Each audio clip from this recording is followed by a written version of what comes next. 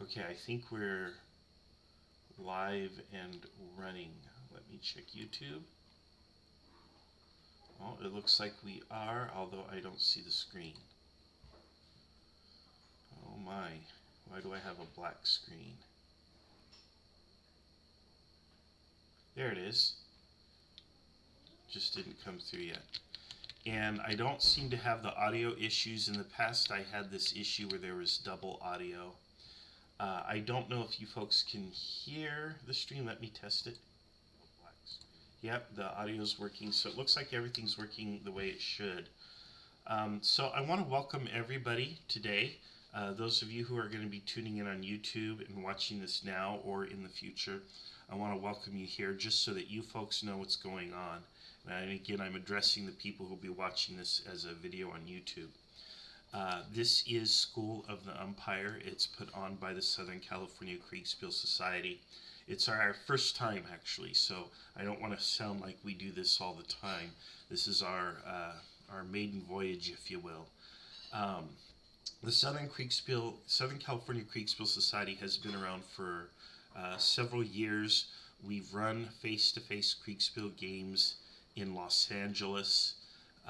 And we probably had about 50, 60 members over several years of time, with about a third of them being very active, playing in games about 2 to 3 times a year. Then, of course, a plague came upon the land, and we've been forced to go virtual. However, we have a Facebook group, and by going virtual, we've been able to reach people all around the world. Now, I think that's a great fortune for us. I think it's a blessing, if you will. And I'm very excited to see so many people around the world coming to the group and learning about Kriegspiel. I'm hearing that my volume is a bit low. Let's see, I can turn up my gain and let me make sure that my output is the microphone. How's that? How's that? And let me know on YouTube. I've switched my input to my microphone, which I thought it was to begin with. But if it's not, and if you're getting double audio or some kind of distortion, please let me know in the comments so I can change this. So, Otto, if you're still listening, drop me a little note in the live chat on YouTube if you can, please. That way I know what the experience is. I want you guys to have a good video to watch. Okay, joining the Southern California Kriegsspiel Society doesn't require anything in particular. All you have to do is just say, hey, I want in, and you're in. You know, there's no dues or anything. The entire purpose of the group is so that more people learn how to play Kriegspiel, and so that someday you guys will put on games and I can play. It's actually a very selfish thing that I'm doing. I want more people to do Kriegspiels, so I don't have to umpire them and run them. And I'm so excited that so many of you are interested in learning how to run these games and umpire them. And I hope that I can soon retire or partially retire and be a player, because that's really what I want to do. It's a lot of work to be an umpire. It's a lot of work to build these modules. Damon can attest to that. Damon, Nomadicus on here, on this live stream, created this module, and he's done an amazing job, and he's taken it to a level that I didn't even imagine or think was possible. And I'm just deeply impressed with his work and his dedication. So I want to give a shout out to him. I also want to acknowledge Mike Erickson on the recording for, let's see here. Okay. Otto says the microphone sound quality is better, but the audio could still be higher. I'm not sure what setting. If anybody knows what setting I need to fiddle with, let me know. There must be some sort of audio gain or whatever it may be that could be tweaked. Okay, back to my credits here. I want to acknowledge Mike Erickson, who consulted and advised and gave us a few ideas to enhance further the module that Damon built for us. And we've incorporated some of those suggestions, and I expect great things from Mike in the future. He also sent me a Word doc that details what I call the cadence, and I'll probably be sharing that in our community. It's kind of a graphic layout of how the system kind of works in terms of going out and getting the orders, reporting the orders to the umpire, reporting the results to players, and so on. And that's kind of cool. So I would like to put that out there for people to look at after this recording. Anyway, Southern California Kriegsspiel Society is open to anyone. Just look us up under that name on Facebook, join, and then we're going to run these games periodically throughout the year. And here we are. Okay, so let's go ahead and get into our proper School of the Umpire. I hope people have had a chance to kind of pick a color and look at the look under some of these boxes, look at the pieces, kind of check things out. If you want to move a few items here and there, do so. Just try not to be too distracting, but it's okay for you to play with some of the objects on the table as we go. Just do it kind of off to a corner or whatever. But I'm also going to probably be putting objects on the map and demonstrating things to you as we go. So there we have it. I just want you to feel free, to look around. Okay, let's see here. Where is my curriculum, my lesson for today? Let me get my notes. And all right, let's get into this. First thing here, what is Kriegspiel? Kriegspiel is a wargaming system, if you will, that was developed by the Prussian army way back in 1812, and it was utilized for training soldiers or cadets, officers. So it's a training exercise. It's not actually a game. It was played as a game. It was sort of a novelty at first, but really it was meant to be a training exercise. And so it's not necessarily intended to be played as a game the way we're playing it, and nor is it necessarily designed to be fun. It's not about fun. And this is probably the one thing that disappoints people the most when they start to learn about Kriegspiel, because it's the great granddaddy of all war games. It's this really cool and exciting thing. It's played double blind, and you don't know what your opponents are doing. It's got fog of war. It's got all of these cool things in it that modern, hex and counter war games just don't duplicate. And because you're able to play against people rather than artificial intelligence, that's a cool experience that you don't get even today online. Even when you play against people, you're playing hex and counter.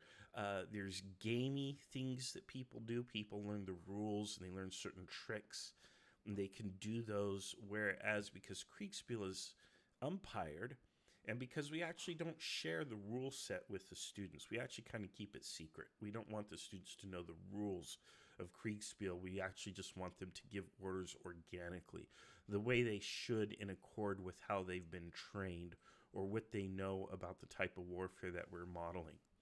And it's just a completely different experience, and it's a wonderful experience. I think it's pretty much ideal. And as a result, it's kind of legendary among war gamers. But a lot of people, they get the 1824 rule set, or they get one of the subsequent rule sets, and they get very excited and they start trying to play by the rules, and they find out this takes forever. It takes a really, really long time. It's a slow-moving game.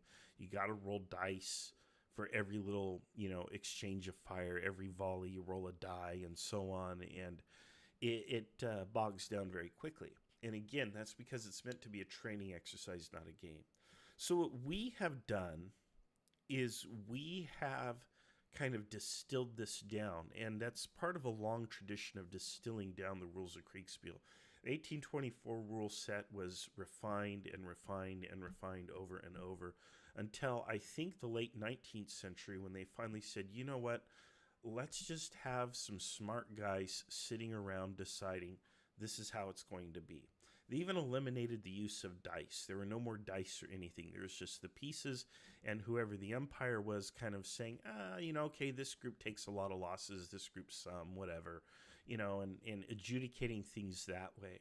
My friend Lance McMillan, who is a member here, I don't see him on today's live stream, but he'll probably be watching this later, called it bogsat. And that's a military term he explained for a bunch of old guys sitting around a table. And that's really what free Kriegspiel is a bunch of old guys sitting around a table adjudicating the results of what the players are doing on the other tables. And that's fine, and that's kind of what we do here, but you will see that I've reintroduced dice to the system because I want to diminish subjectivity and arbitrariness when resolving combats to some degree, but it's still a fairly subjective activity. And that's why whoever umpires the Kriegspiel, they need to be as objective as possible. They have to be impartial.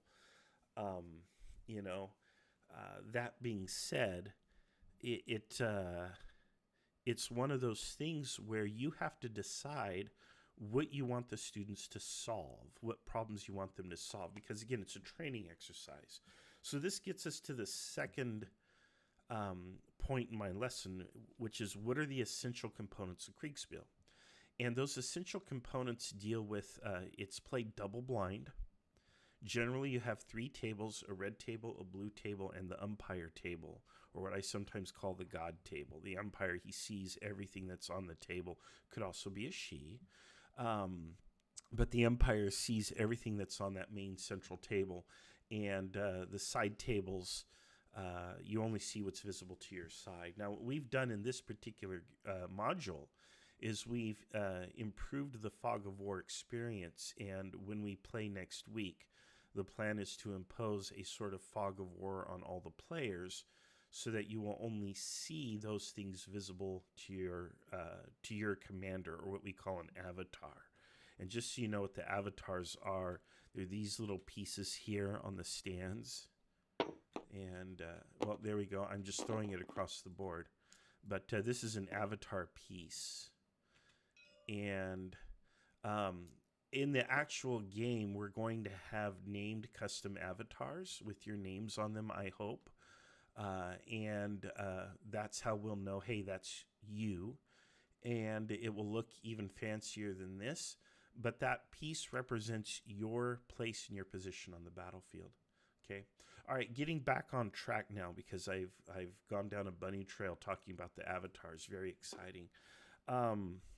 The essential components are it's played double blind, it's umpired, and it you have fog of war, and you have delayed message traffic. So you're only able to see what's visible to your side, and in our particular game using this module, we've come up with a way to make it so that you only see what you as a commander will see. You don't even see everything that's visible to your side. And we have also implemented, of course, delayed traffic. So you see the grid that's on here? The grid on this map basically roughly corresponds to how far a Civil War unit could march in column along a road in 15 minutes. That was kind of the measurement that I chose to use for this map for my own purpose. And then we take and we basically double that, and 2 grid squares is the distance that a rider can travel with message traffic. And again, it's all approximate, it's rough. Just so you guys know, because some of you are going to be very disappointed that we're not out here with little rulers measuring the length and the distance, and well, how long is this road? Okay, it's so many yards. Now we're going to measure this segment and this segment. Folks, we do not have the time to do that. So what we have to do is kind of approximate things. This is what they do at the Army University. I have a friend and a fellow Kriegspiel person, in fact, a person who has my dream job. He runs Kriegspiels for a living. His name is James Sterrett. James Sterrett famously said to me, Kriegspiel is the land of fudge. And so what that means is you're really just kind of eyeballing things and giving an approximate estimation. You're not going to have precision in this game. If you're after precision, you can have it, but it's going to cost you time. It's going to slow the game down. Now, if you have 2 or 3 or 4 days to play a game with a captive audience, players who can't leave, again, Army cadets or something, then absolutely roll for every exchange of fire, roll for the volleys, use the 1824 tables for results. Whatever you want to do, that's fine. But for most of us who only have so many hours on a Saturday to play, we just have to approximate things and go. Now, that's not as unrealistic as it may seem, because look at this map. You have terrain here, right? So if I were to send a rider with a message from, point A to point B, let's say I want to go from this readout here. I don't remember how to make the little arrow thing do. How do I point to a spot on the map? Hit the tab key. The tab key, okay. Okay, so let's say I want to send a rider from this readout here all the way back here to Lynchburg, which is over here, right? So I'm going to approximate that. That's roughly 2 squares, so roughly the rider can get there in 15 minutes. However, maybe I say, you know what, he only gets here in 15 minutes. And he doesn't get here. So he's going to deliver the message on the second turn. There's going to be an extra 1 turn delay. Now, is that realistic? Well, it's possible, right? Because anything happens in wartime. You could have terrain conditions. The horse may have a hard time getting up this hill. It could be a tired horse. Anything, right? We just don't know. But, that's just the way things happen in wartime. In fact, I think there's a famous term called snafu, which stands for situation normal, all fudged up. And you can correct my adjective later. But basically, situation normal, all fudged up, if you will. And what we mean by that is there's always these unknowns. And it's okay to simulate those unknowns. And it's okay for the unknown to introduce itself into the game because there's a certain lack of precision. That's all okay. That creates what we call Kriegspiel problems.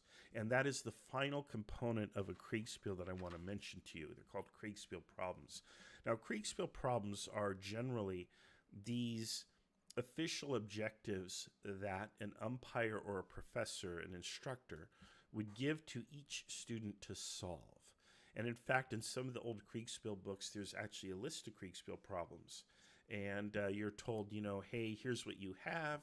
Here's the terrain or the situation. Here's what's expected of the enemy.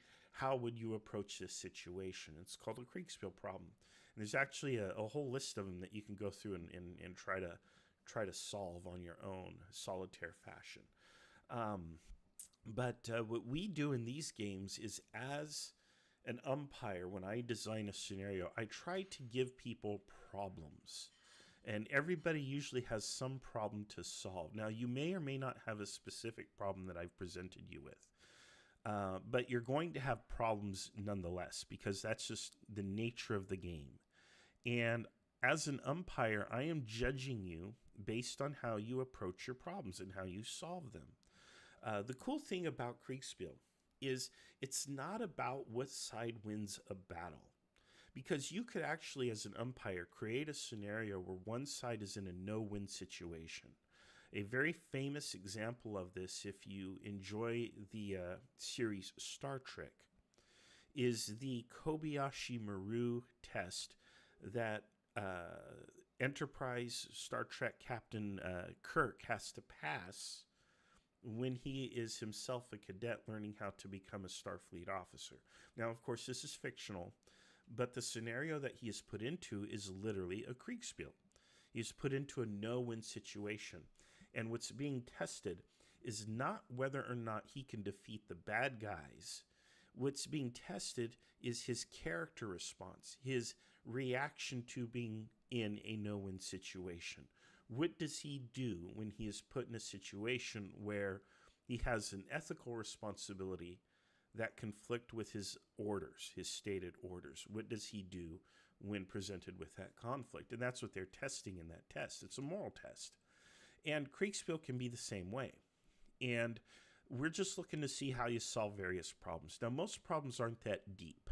Most problems are like, hey, I've got to get from here to here, and there's something over here. What do I do about that? So I'm moving down the turnpike towards Lynchburg, but over here, in these woods, there's enemy here, and how do I deal with this threat on my flank while also reaching my objective on time? Whatever it may be, right? So you end up with these organic problems that naturally arise, and that's totally okay. That's how this game is supposed to be played. As an umpire, I am watching you, and I am scoring you. Now, I don't have a formal scoring system. What we have typically done is simply write down player names on a piece of paper, and when an umpire sees something that they think a player did really well, we would say, okay, I'm going to give a point to so-and-so. So I might be here playing, and let's say Nick is playing. Nick is one of the people on today's live session. And Nick says, you know what? I have to get here, but I'm going to put a detachment. I'm going to break off one regiment or a company, and I'm going to deploy them here to screen as the rest of the column passes through. And if the enemy comes out of these woods after us, well, these guys can delay them while we continue on our march. I think that's a reasonable response to the problem. The player has dealt with the problem in some way. The player has not chosen to ignore the problem, and they have dealt with it adequately. So I would give a point to Nick. And then at the end of the game, when I give the critique to the players, and that's usually something we do, we give critiques to the players at the end of the game, I would point that out. Hey, I really want to point out that Nick did a great job dealing with this enemy threat here. Instead of, I should take some pieces and put some pieces out, shouldn't I? Instead of just pointing on the map. That would be pretty, wouldn't it be? Okay, so here's an enemy unit.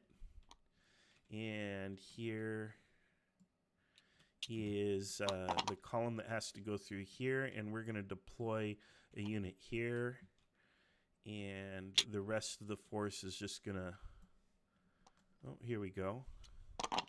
The rest of the force is going to continue marching. Oh, I can't separate those pieces, can I? That's because I have to, there we go. Okay, and if I do that, okay, there we go. So the rest of the column's just going to keep marching, and then I can draw on the map, which is another cool thing about this system. So the rest of the column will keep marching while these guys screen here and they come out. Okay, but anyway, that's a solution to a Kriegspiel problem that just organically arises, and that's kind of how we score the players. Players are not scored based on how or based on what side wins or loses. That's not what's being evaluated. In fact, at the Army University, they don't even play the battles to their natural end. They end the battle before you can even determine that one side or the other is going to win. Now, the reason for that is because they're actually testing responses to certain problems. How does this individual cadet respond to this problem? It's not about who wins the battle. And the last thing they want is for players to be distracted with the outcome when what they're supposed to be doing is solving problems and being focused on solving problems. Now, when we play games, we do want to see an outcome because we're playing for fun. So we're not playing to learn new tactics or anything, although that's wonderful if you do. We're playing because, yeah, we want to run a battle and see how it turns out. Now, generally, because time is a constraint, we will play until it is apparent that one side or the other is going to win. And then depending on how much time we have, we may continue a little longer, or we'll probably call the game and wrap it up, bring everybody to the umpire map and say, hey, here's the results, here's the critiques, and good game. And we're going to say the Union wins this one or the Confederacy wins this one, whatever. By the way, we tend to use the American Civil War here because we're Americans, and the American Civil War is just really cool. There's lots of resources available that are historical, like this map, that are from the time period. So it's just a very easy time period for us to make use of for running our Kriegspiels. But you can do any kind of Napoleonic era conflict. In fact, you can do anything. You can even do naval conflict. Kriegspiel style. You just have to modify, your system for naval conflict, whatever that may be. You can even do ancients or futuristic, but you kind of have to figure all of it out. Because remember, the essential components of the Kriegspiel are all that matter. You play it double blind. It's umpired. You need to have, fog of war, delayed message traffic, and players are evaluated based on how they solve problems. Okay, but you can play it as a game and play the battle to the end as your time permits. Okay, so that's kind of the basics on Kriegspiel. Now let's talk about the next point, which is what I call the cadence. And the cadence is this document that Mike prepared for us.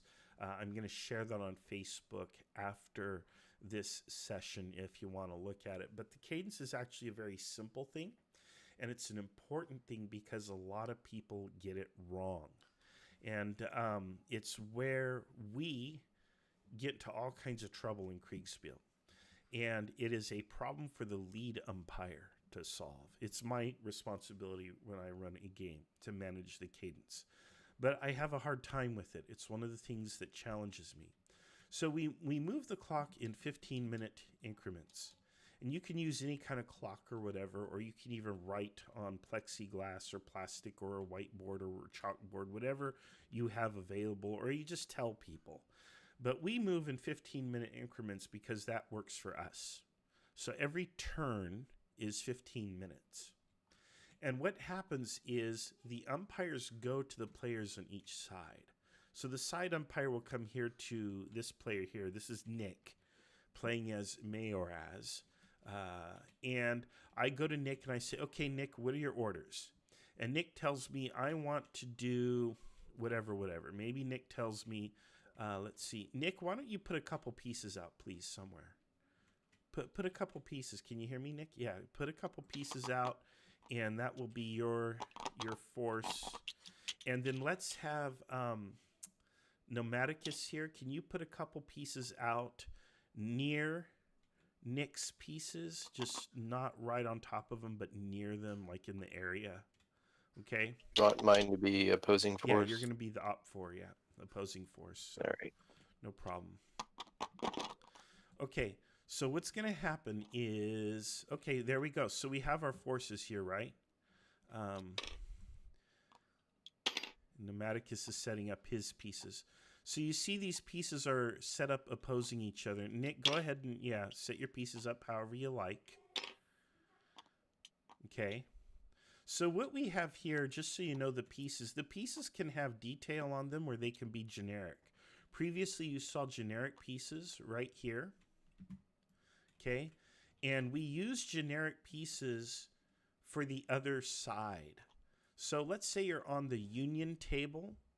The union table will show you, you'll see what unit is in the union forces. You'll see the order of battle or whatever. You'll see the unit designations printed on the pieces. You see those here. But the opposing forces, you're not going to see that like you see here. The opposing forces, you're just going to see blank blocks like these right here. And that's what you're going to see. You're just going to see the blank ones. Okay, and here I am making a mess of everything. And the reason is that just enhances the fog of war. Now, normally in the actual Civil War, you would at least see regimental colors. You might be able to figure out who's on the other side. But we're not going to worry about that here. Okay, so we have units here and here, okay? And today we're going to say that the Union is expected to take this position. We want the Union to clear out this position in the woods. So what's going to happen is, as a side umpire, the side umpire is going to go to Nick, the Union side umpire, and say, Nick, can you please give me your orders for the 1:15 p.m. turn? The time is 1:15 p.m. Can you please give me your orders? And then Nick is going to give orders. So Nick, do you want to kind of give some orders here? Give me an order. What do you want your troops to do here? And you can draw on the map if you want. Okay. And we'll take orders, however. We can take orders verbally, or sometimes it's sufficient for a player to draw on the map. So Nick is going to draw on the map, and Nick, you can also unmute and give orders verbally if you wish. I think Nick is from Switzerland, though. I don't know how his English is, but his written English is fantastic. Yeah. So my spoken English is not as good. That's okay. So I'm going to move my my troop straight ahead. Okay. So what Nick is... I have some problem with. Okay. Oh, yeah, because it's... Yeah, okay. And that may be a little technical thing we'll have to work on. Mike told us about using layers to draw, and we may have to implement that then so that we can see on here. If you draw freehand, it should be fine. He was using the line tool, and I think it doesn't play well with 3D. Okay. So freehand, that's the draw tool, and it's the pin. The pin, it's to the left of the line. Yeah. So anyway, as we work this out, okay, so what you're wanting to do is this here, correct, Nick? Okay, so basically Yes. Nick has given me some orders, right?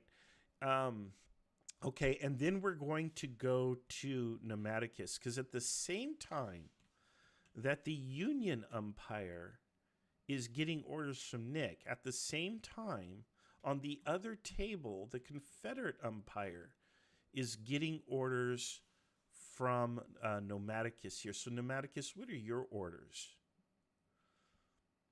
And you might not have any. You might just be receiving the attack.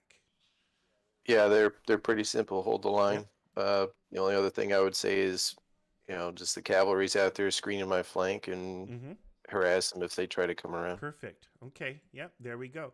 So what happens then is both sides have given orders to their side umpires. And then the next step in the cadence, and we call it, that's our own term. That's not an official Kriegspiel term. It's a term that I created to refer to this, the pace of the march, if you will. The side umpires will now come to the main table, and they are going to report these orders to me.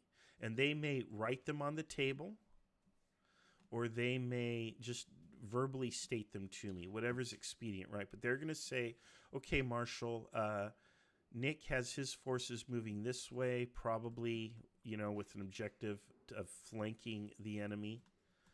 And here we have, again, a flank attack.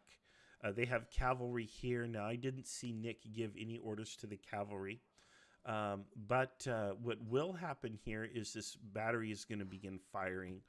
Now, Nick did not give orders for the battery to fire, but as umpires, we tend to kind of say, look, the captain is not just going to stand there. If there is something, in range and there's an attack, he's probably going to open up, or we're going to assume. In other words, when a player is out of contact with his piece or does not give orders to a piece, the piece will act in accord with the situation. And we just kind of give that to them usually. It depends now. If he says they're not to do anything unless I order it, then we'll obey that order. But in this case, yeah, okay, so we're going to assume the artillery is going to open fire. And we're going to assume these guys are going to hold. That's what the other Confederate umpire is going to report to us. And so now I, as the lead umpire, I now have a complete picture of what is happening here. Okay, now I have to resolve this. Okay, so I'm going to say, okay, they're definitely within the 15-minute move, so they can close within 15 minutes. So what's going to happen is this unit is going to move here. This unit's going to move up here. They're going to have to maneuver around that through the houses and such. This unit will come up in support. Okay, this unit's also going to advance. And the cavalry, I don't know if I want to fudge this one, though. But I'm going to go ahead because they're going to see, hey, there's cavalry here as well. They're going to screen for the approaching infantry, right? So they're going to be screening. And I might adjust the unit just to make it clear to me as the umpire what they're doing, or I might draw a line on the map.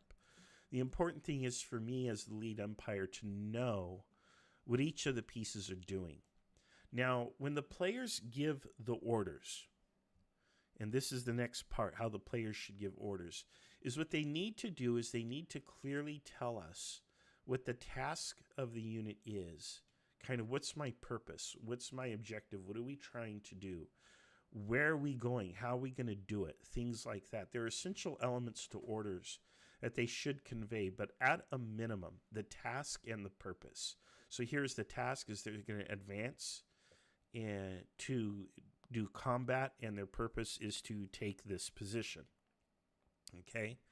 And the Confederate task is to hold position, and their purpose is to hold this objective. And that's what the two sides are going to try to do. So as an umpire, I know what's going on now. If I don't know what's going on, I'm forced to guess. And I might even say, well, I don't want to guess. The players need to be more clear, whatever. But one thing is clear. When the units come into contact with each other, they're going to shoot at each other. So now I have units in contact, okay? So it's time for the dice. Now, I like to use the dice to resolve combats because, like I said, they take out some of the arbitrary or subjective nature of the battle. You know, it makes it objective.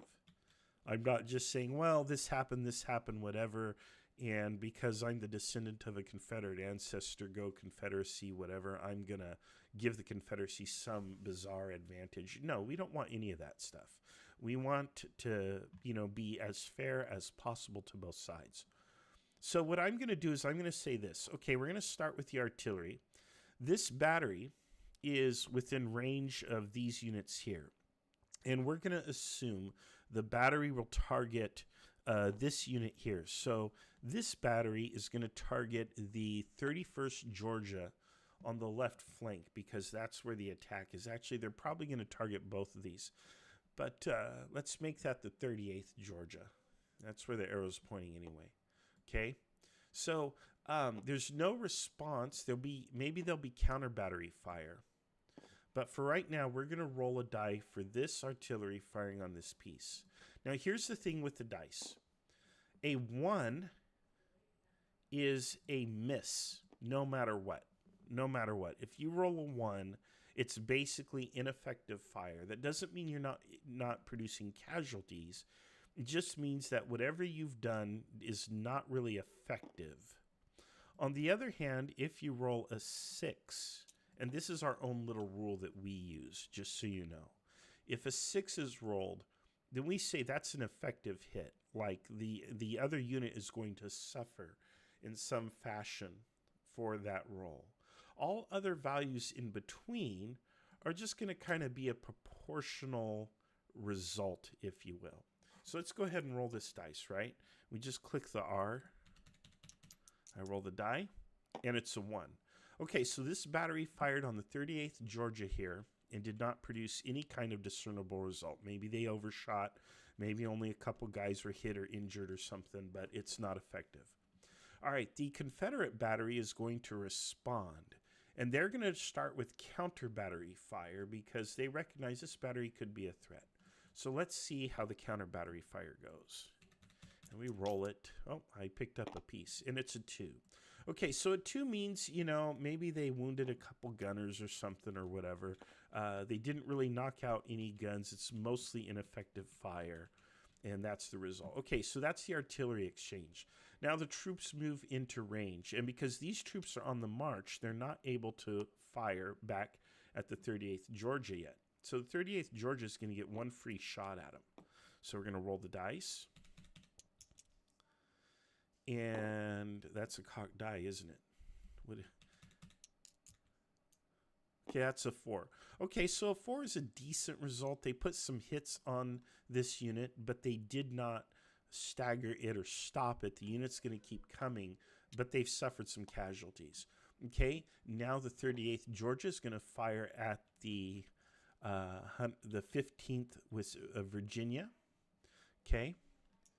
And let's go ahead and roll this dice here. And we have a 2. So they got some hits, but nothing dramatic, okay? All right, and then in the course of that 15-minute turn, they're going to approach and they're going to close to firing range. Now they're going to exchange fire. Now the Union troops are close enough Let's see here. I need to flip it. There we go. And close enough to exchange fire. Okay. And here they're just now arriving. And these guys are here. And these guys are going to exchange shots here. Okay. So basically, as you see, what I'm doing here as we go, you can see that I am,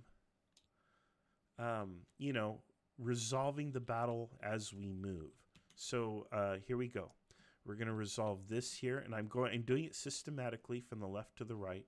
I thought I wanted to erase all the drawn lines, and there it is. Okay. And so here we have these first two units. There we go. Give it a good roll. Okay, so the 5 is a pretty good hit. The 2 isn't much. But this unit, if you remember, already took some good hits.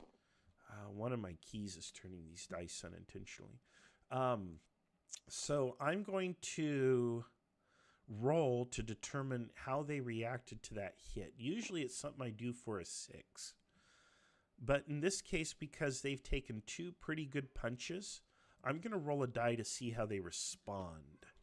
And again, this is a discretionary thing, but it's something we commonly do, especially when a unit suffers a 6.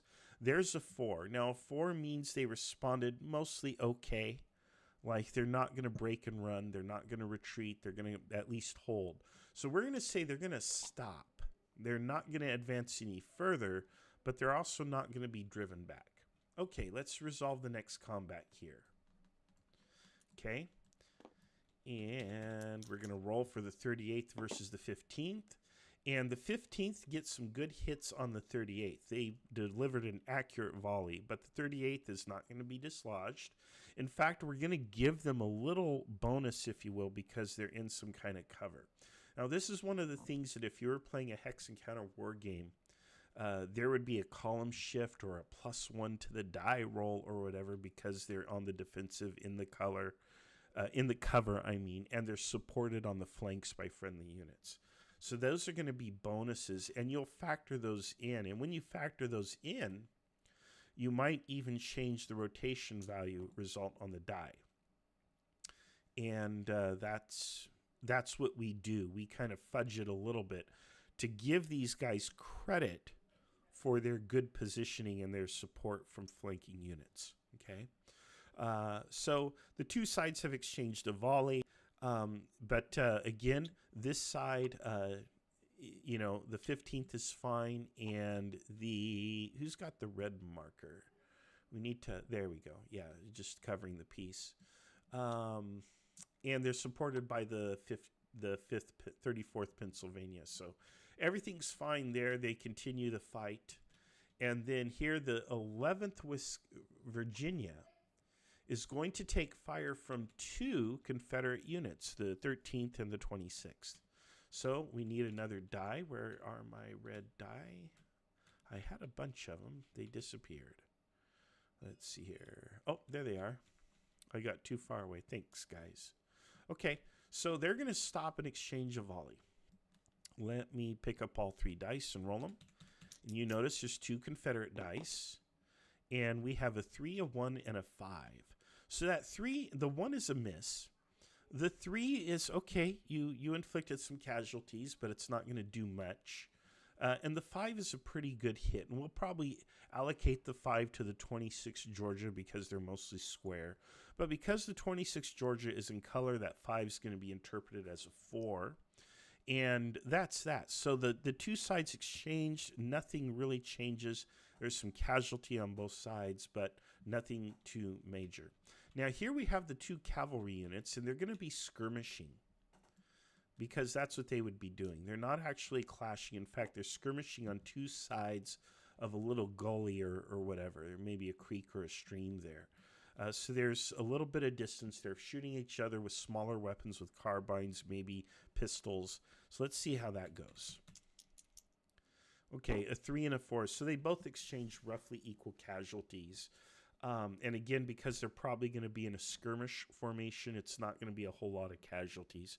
They're just going to keep doing that. Okay, so what's happened here is we have resolved this little battle for this turn.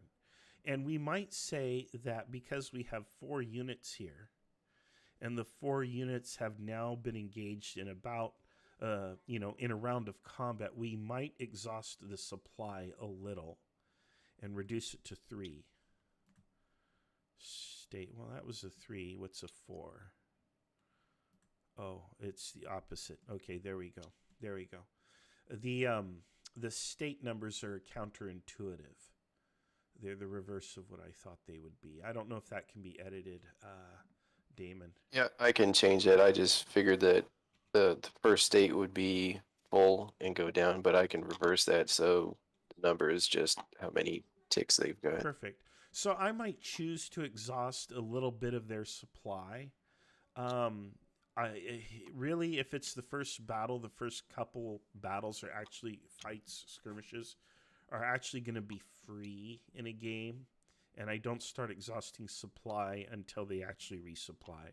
I assume all soldiers going into battle are carrying about 60 cartridges, which is enough for about 30 minutes of combat, and since we're moving in 15-minute terms, these soldiers would have only expended half or even less of their ammo than that. So there's really no need for me to exhaust supply yet. But I'm doing this just to illustrate it, okay? But after a while, we do it. So what you see is we are basically resolving this using a wargamer's IQ. We're making decisions, and the only criteria for how we render these decisions is that we can explain them to the players.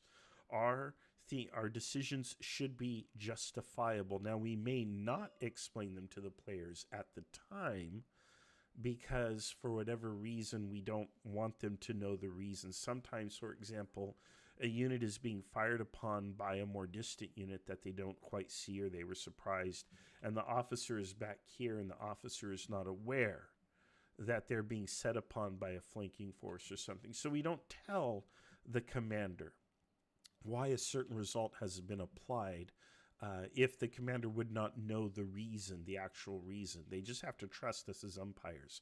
But at the end of the day, all our decisions should be defensible to the players.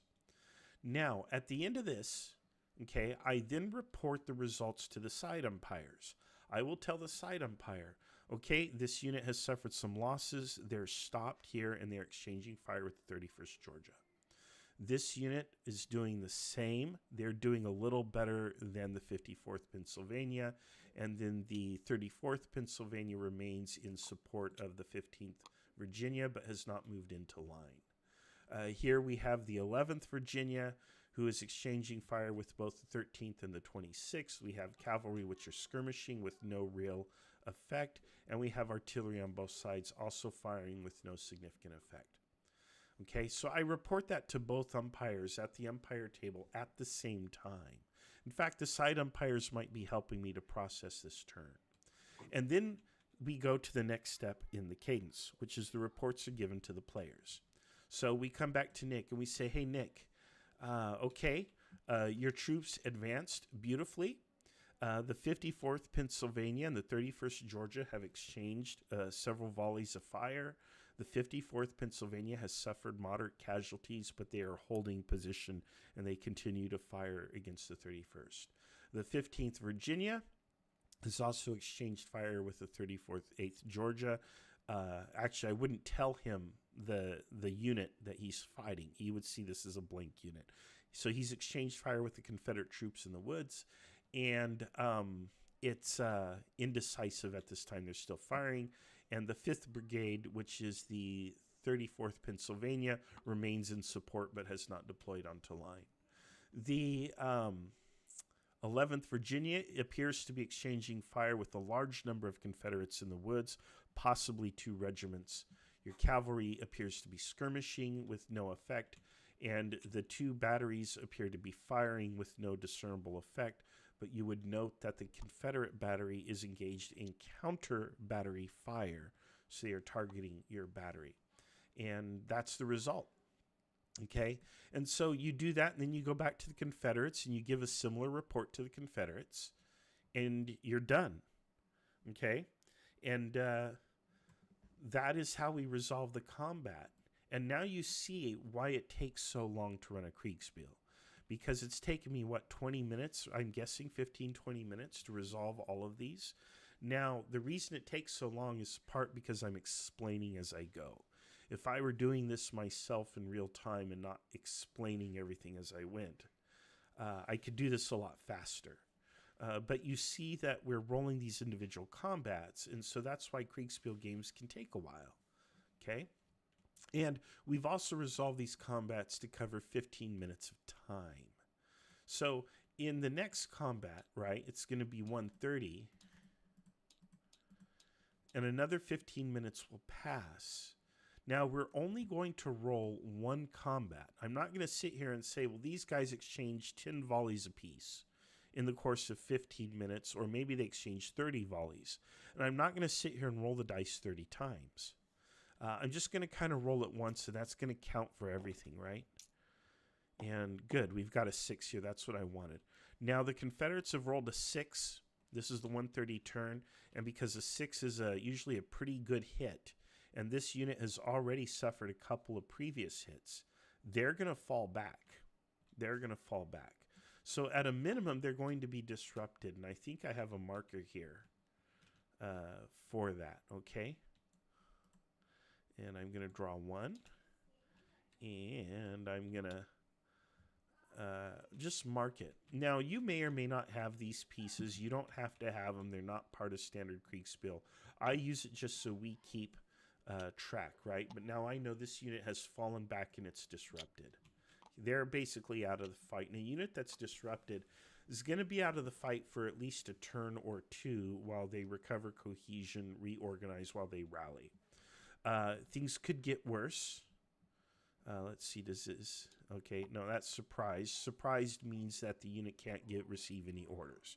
They've been taken entirely by surprise. They don't get to react, they just suffer.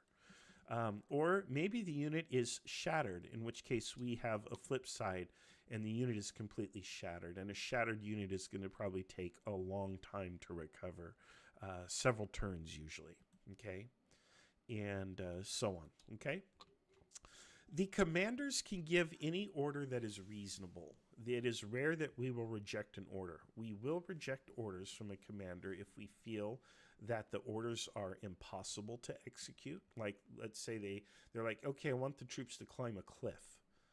Well, they're not going to climb a cliff. Or I want them to swim across the river here. Well, they're not going to swim across the river.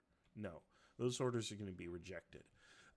Orders that are inappropriate or silly, we simply reject those. So somebody says, okay, well, kill the prisoners. We won't take no prisoners. Well, no, this is not the Battle of Culloden, and we're not doing that kind of thing here. So no, that's not going to happen. That's an inappropriate order. So things like that. I one time had an officer say, I'm going to lead this charge from the front. And it was kind of a suicidal thing, and it was a ridiculous order to begin with. And but it was also a desperate last-minute move in the game. And I made the officer roll a die to see if he got hit and whether or not he was just wounded or died. And it turns out he rolled, not only did he get hit, he rolled that he died. Rolled 2 1s. And, I eliminated him from the game. And it's probably one of only 1 or 2 times I've done that. But that's because, sorry, you just... you're being ridiculous. Now, a player who suffers that kind of fate, it's at your discretion as an umpire what you want to do with him. It's pretty rare that I would remove a player from a game entirely. They would have to be not taking the experience seriously. They would have to be causing disruption or chaos for other players for that to happen. Use your discretion. It's a super rare thing, like I'm telling you. There's only one instance. And in that case, he really wasn't messing the game up. He was just being ridiculous in and of himself. And so I applied a result to him that I felt was appropriate to handle the situation. Generally, you're not going to have problems with players doing things like that. But if you do, apply a consequence, preferably one they don't like, so they're discouraged. And if you want to assign them to, well, hey, we'll let you play this other command over here or whatever, that's all up to you as a game player, as an umpire, how you want to adjudicate that. you know. But try not to punish players too actively or harshly, even if they do things you don't like. If it's within the scope of some kind of reason, even if you think it's a mind-boggling dumb order, just go with it and execute the order and let them see the results. But don't go out of your way to impose a consequence either. Sometimes a player might give a questionable order and it pays off. And that's happened historically, where sometimes you draw the medal or sometimes you draw the court-martial, and well, hey, guess what? The soldier drew the medal instead of the court-martial. So that's what it is. So generally speaking, as long as the order is somewhat reasonable and appropriate, even if you think it's ridiculous, implement the order. Okay. Message traffic. Okay, I mentioned that messages move. On this map, they move basically double the rate of soldiers marching in road column on flat open terrain on a road, which is 2 grid squares here. So that's 2 grid squares for a mounted rider to move in 15 minutes. So what we're going to do in our game is, let's say I have yellow avatar here, okay, at this location. And yellow avatar wants to send a message to blue avatar, which is here at the fairgrounds. Okay, I don't have to break out a ruler. I know it's 1 and maybe a half grid squares, and there's a path, a trail, a road that connects them. And as long as this route is relatively free of enemy, which it may or may not be, but let's say these are Confederate commanders, which I think they are, and the enemy is here, there's no possibility for the enemy to intercept this message. We're not going to do this thing, well, he was picked off by a sharpshooter here. We're not going to mess with that. We're just going to deliver the message. So what's going to happen is the player message is going to get through, and it's going to get through in a 15-minute, in one turn, because we're within the 2 grid square limit. So what I would like is, we don't have a person in the yellow play. Let's take Pneumaticus, because Pneumaticus knows how to do this. But Pneumaticus, could you please send a message to, who is our, let's see here, who is our blue player? Do we have a blue player? We don't have a blue player. Let's have you send a message to green, which is Comrade Otovsky. Okay? And I'm going to let you do it, and I'm actually going to let you narrate it, if that's okay. Okay. But I'm just going to point the camera to where you're at. So I can see you pull the message out and write it, right? Yeah. Okay. Yeah. And Go ahead. okay, so yeah, so I'm in the 1st Brigade position, which is red over here. Let me just get rid of the Union pieces here. All right, so this is my headquarters position. So I'm just going to pull a note card. Everybody's here? Everyone can see us? Okay, yep. All right, so I'm going to pull a note card out of the bag here. And so up at the top, see, I'm going to look up at the clock. If you guys haven't noticed yet, the clock is at the southern end of the map. It's above the white umpire station. It currently says 1:30. So I'm just going to click on the part here where it says note card, which is the top line. And I'm just going to write 1:30 from 1st to 3rd. So that way the umpire knows everybody who reads this knows who's writing the message and which brigade it's going to. So then I'll just write something. Move up to support the defense of the woods. And that's good enough, I guess. Mm-hmm. And so then I'll just flip it over and I'll just drop it in the outbox. Okay. Now I'm going to show you again what happens. The reason that we flip it over is because if you hover your cursor over it, the message, it pops up a little T icon showing that that's you're clicking on the text field. And once you click on that, it highlights all the text. And if you accidentally hit a button, you can erase it. So it's just, once you finish your message,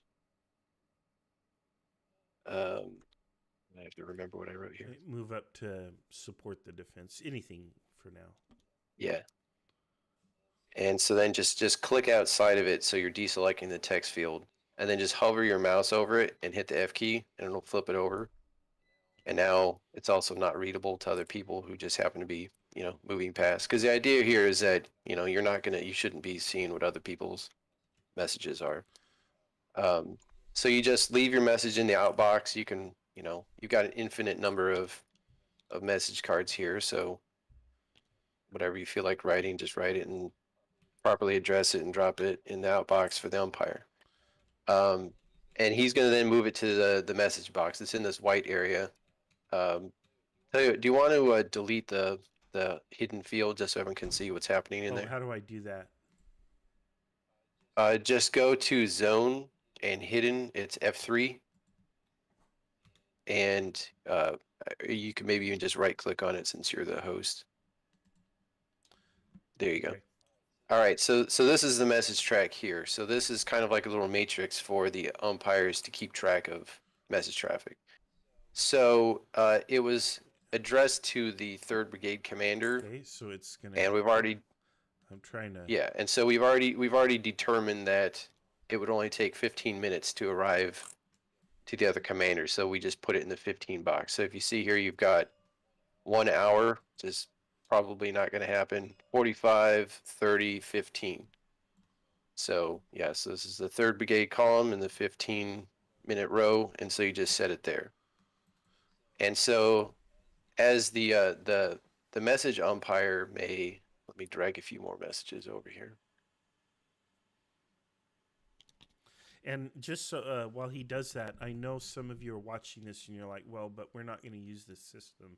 We're not on Tabletop Simulator. I am going to cross-supply this to other systems, whether you're playing face-to-face or whatever. We are using a specific illustration, but these same things are pretty much going to apply to how you'll want to run your games, whether they be face-to-face or some other system. So we'll talk about that in just a moment. Okay, so let's say that, the message, like over the course of the turn, this message umpire is going to be collecting notes from all the various players.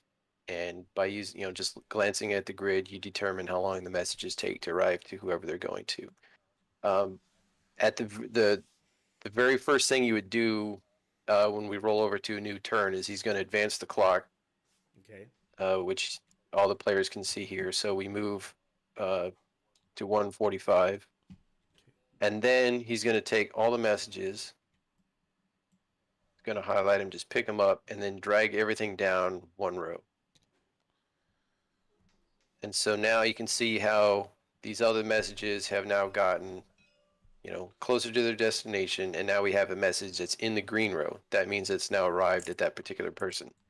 So this is the 3rd Brigade commander. So now there's going to take this message and drop it in the green inbox at the 3rd Brigade headquarters. And now just hit the F key and it'll flip it back over. And then there's the message. And if you hover over it and hold the Alt key, it will pop it up like full screen view, just to kind of give you a better view of it, so you don't have to scroll all the way in to see it.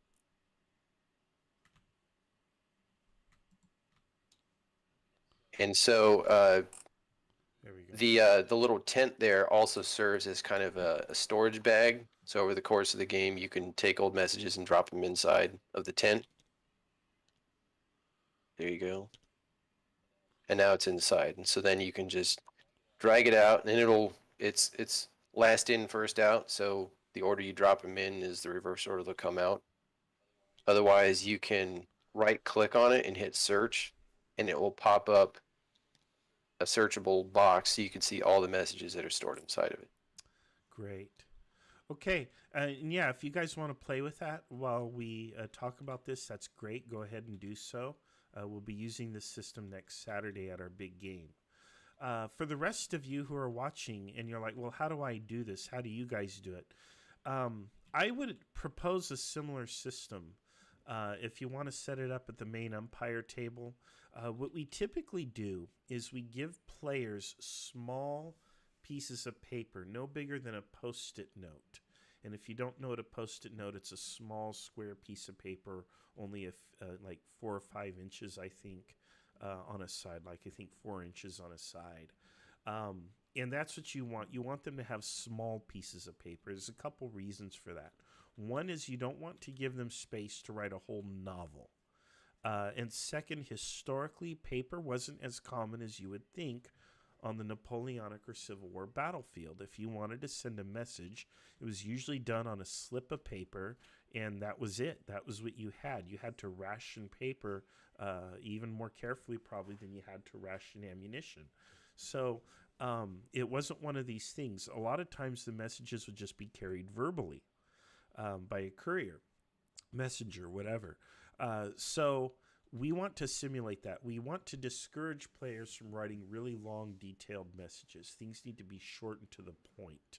And I think it's that way even in the modern day. If you're on the radio, you're not going to sit there and give a speech over the radio. You're going to be very curt, direct, and to the point with your communication. And so we want to model that. If you don't have a Post-it note or don't know what they are or whatever, any kind of small scrap of paper will do.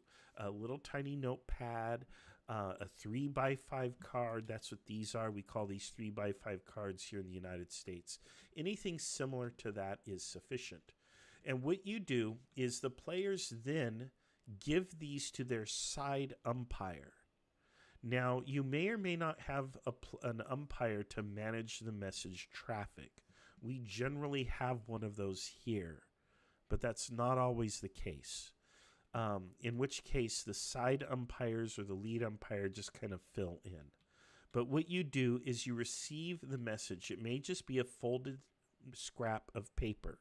So here, Interp Master, whoever this person is, wants to send a message over here to Tim. And so what he does is he's here in Lynchburg. And Tim, go ahead and drop your avatar somewhere if you can, if you're with us. Any piece will do. And so Interp has, and I don't see Tim moving a piece. I'm just going to throw a piece on the board. No big deal. Okay, he's going to be at the fairgrounds. That's fine. Okay, so what happens is, so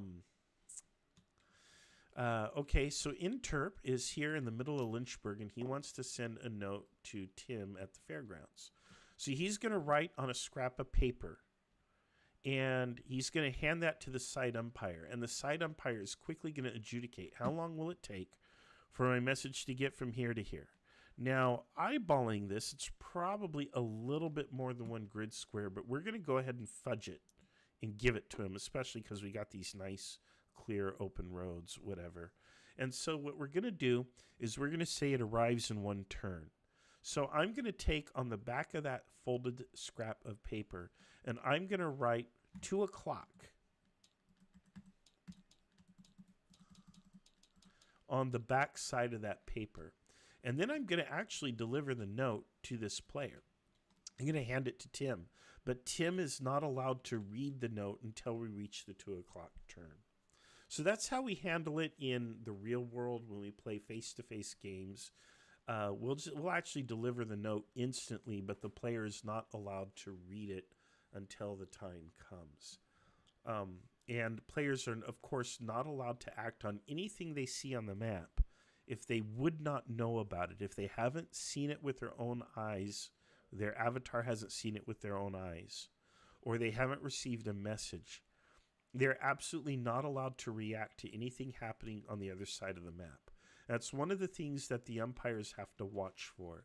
Generally speaking, though, players are very good about not doing that. In fact, players will often enforce that, even on the same side. You know, you might have Tim say, hey, I'm going to help you out over there. I'm coming as soon as I can. And the other player will say, no, you can't because you wouldn't know, but I'll send you a message or something. Another thing that tends to happen is players will consult with one another when making their moves. This is okay.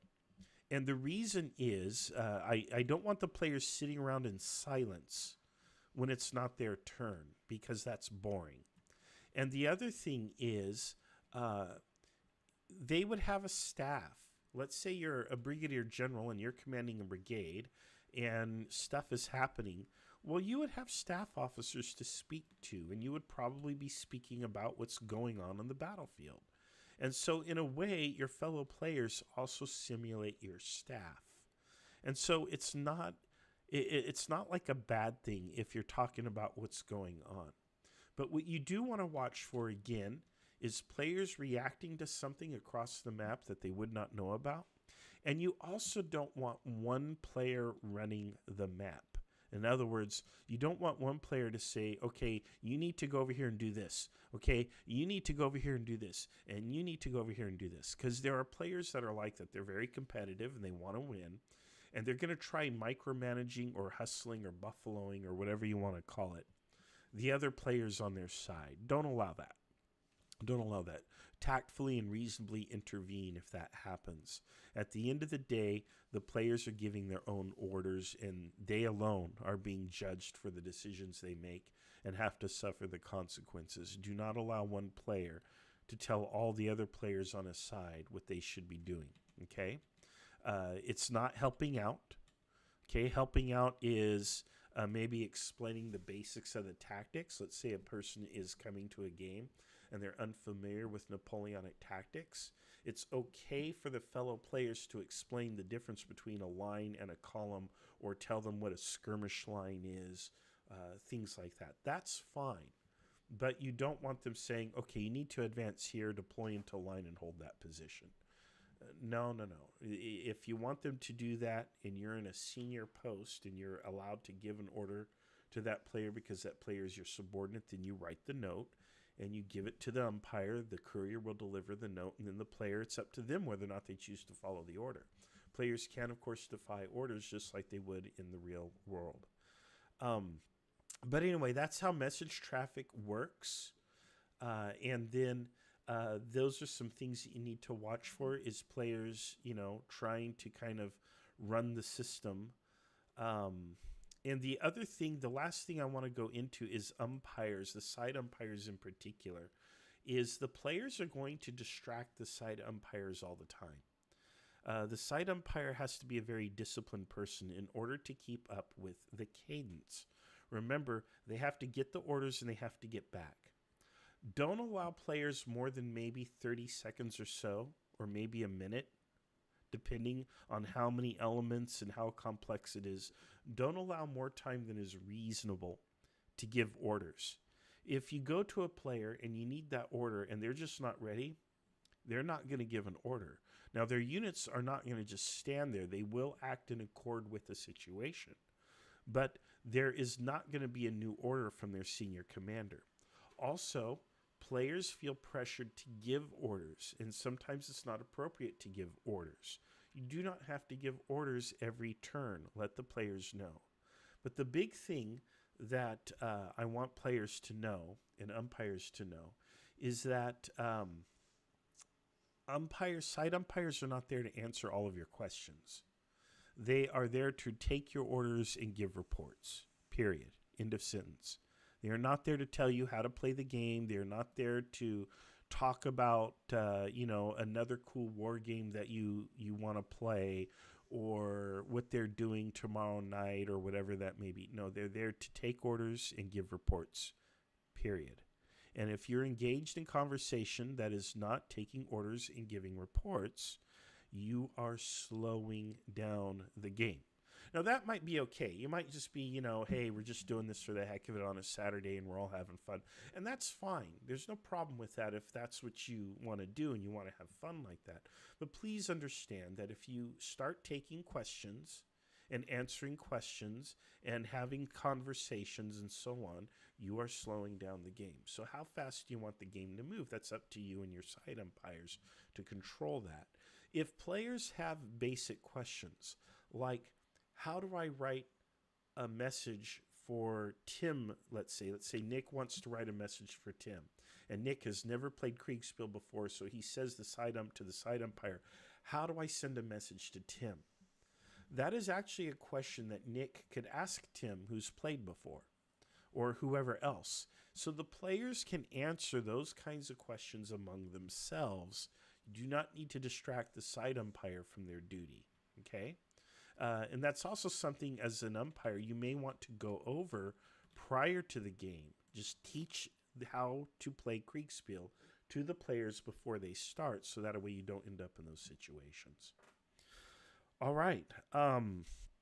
That's kind of it. That's it. There may be some little ticky-tack things that I've left out. But what I want to do is open up for questions and answers. So if you have a question, feel free to unmute and ask. I also want to tell people we have multiple viewers live on our YouTube channel. So if you're on the YouTube channel, go ahead and feel free to put a question into the live chat. And let me check the Facebook. I don't see anything on the Facebook. Let's see here. Let me look here. I don't see anything in the Facebook. I have a question.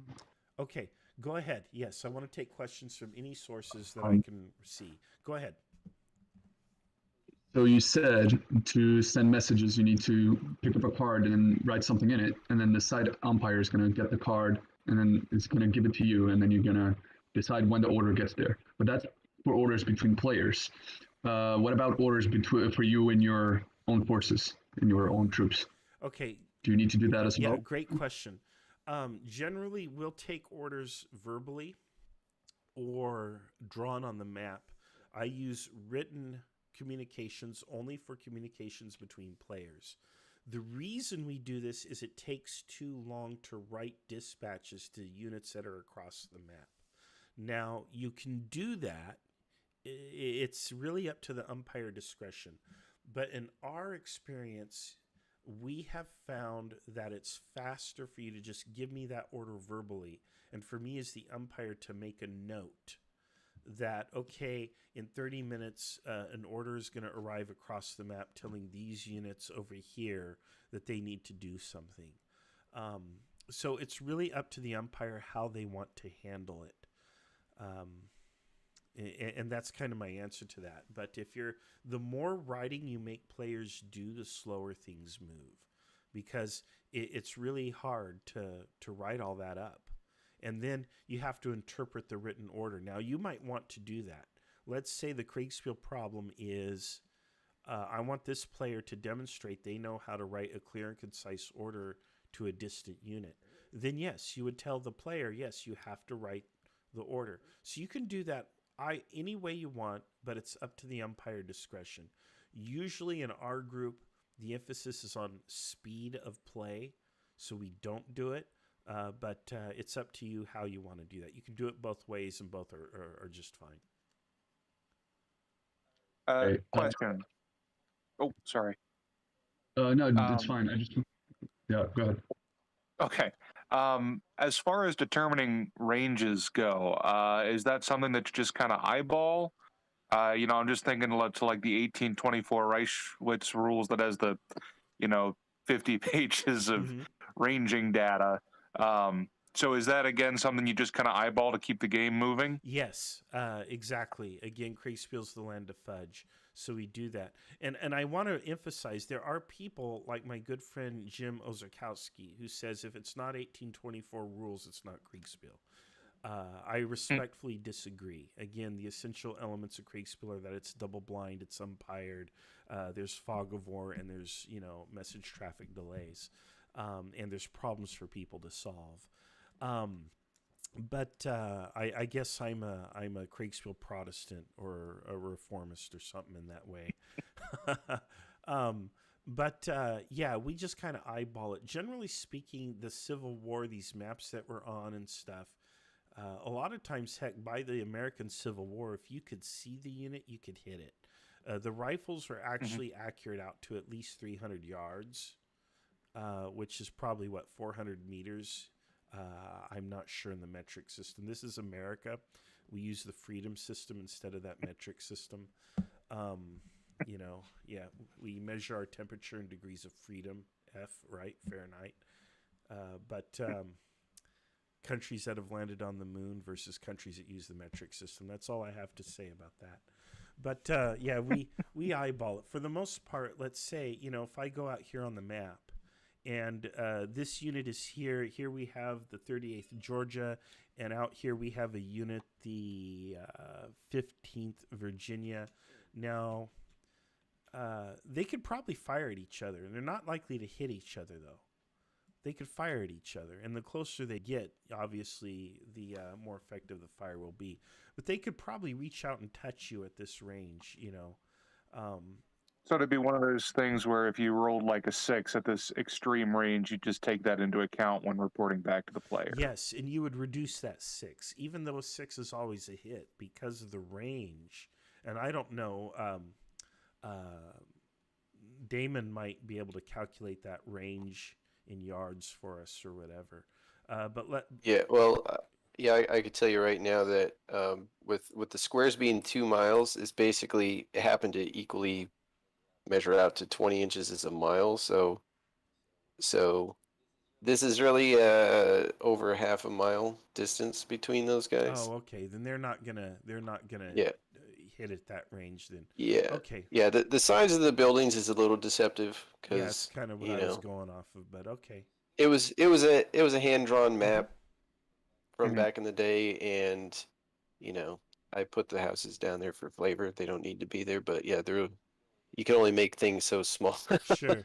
On this, but okay, but yeah, for the most part, though, once they're kind of within a certain range, certainly within 300 yards, the dice results are going to apply. If they're outside of 300 yards, then a 6 is going to be a 5 or a 4 or whatever, appropriately.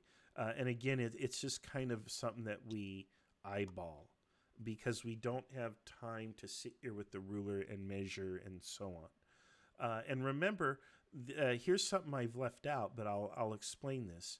The locations of pieces on the map are technically approximate. They're not precise. Now, the umpire map is the God map. So the way the situation is on the umpire map is the way it is in reality. But on your red map over here, there'd be another table, and or on the blue map over here, another table again. The pieces are never going to be precisely synchronized. They never have been. All the years that I've been running Kriegspiels, I've always seen the pieces a little bit deranged, if you will, is the technical term, from what they are on the umpire map. But they're usually pretty close. When we play in person, what I encourage my side umpires to do and what I have done is use your phone to take a picture. Most people have smartphones, so use your smartphone, take a picture of the umpire map, and then take your phone over to the other map and adjust everything accordingly. That's when you're playing in person. And try to get it as close as you can. But I always tell the players that what you see on your map is really an approximation. Because if you're a commander on a battlefield, you're not going to ever have perfect map locations or whatever. They didn't have GPS back in the day. So everything's always approximate. So you might see, and this does happen, on the umpire map, you'll have this situation. And then on the player map, you'll have this situation. Happens all the time. And then they wonder when they get the report, this unit fired into the flank of this unit. And they'll say, well, how is that possible? It's like this on my map. And you're like, yes, but the umpire map. And the fault when that happens is usually with the side umpire. Or if the players start messing with the pieces, that becomes a thing too. But again, this is why it's important for the side umpires to get that as close as they can. However, again, in the interest of time, you don't want them to say, well, you see that little pixel right there on the umpire map, it's right there. No, you don't have to be that precise, but you have to be approximate, and that's okay. But sometimes, you get into those situations or a player will raise an objection and say, but wait a minute, and then you have to stop and correct the positions on the maps. And that's another thing I've had to do as a lead umpire is go to the two maps and correct positions. And in fact, as a lead umpire, when you have downtime, it's not a bad idea to visit the two maps and just take a look. You don't talk to anybody or interact. You just take a look. Generally speaking, players should not touch the pieces. However, if you're short on staff, I have in some cases allowed players to move their own pieces. It just depends on the quality and experience level of the players, if they kind of know and understand, if they have some way to reasonably move the pieces. And then I can go back and kind of tweak them. But generally speaking, if you have umpires to assist you, the assistant umpires, the side umpires as I call them, should be the ones handling the pieces. Gotcha. Okay. Thank you. Yes, of course.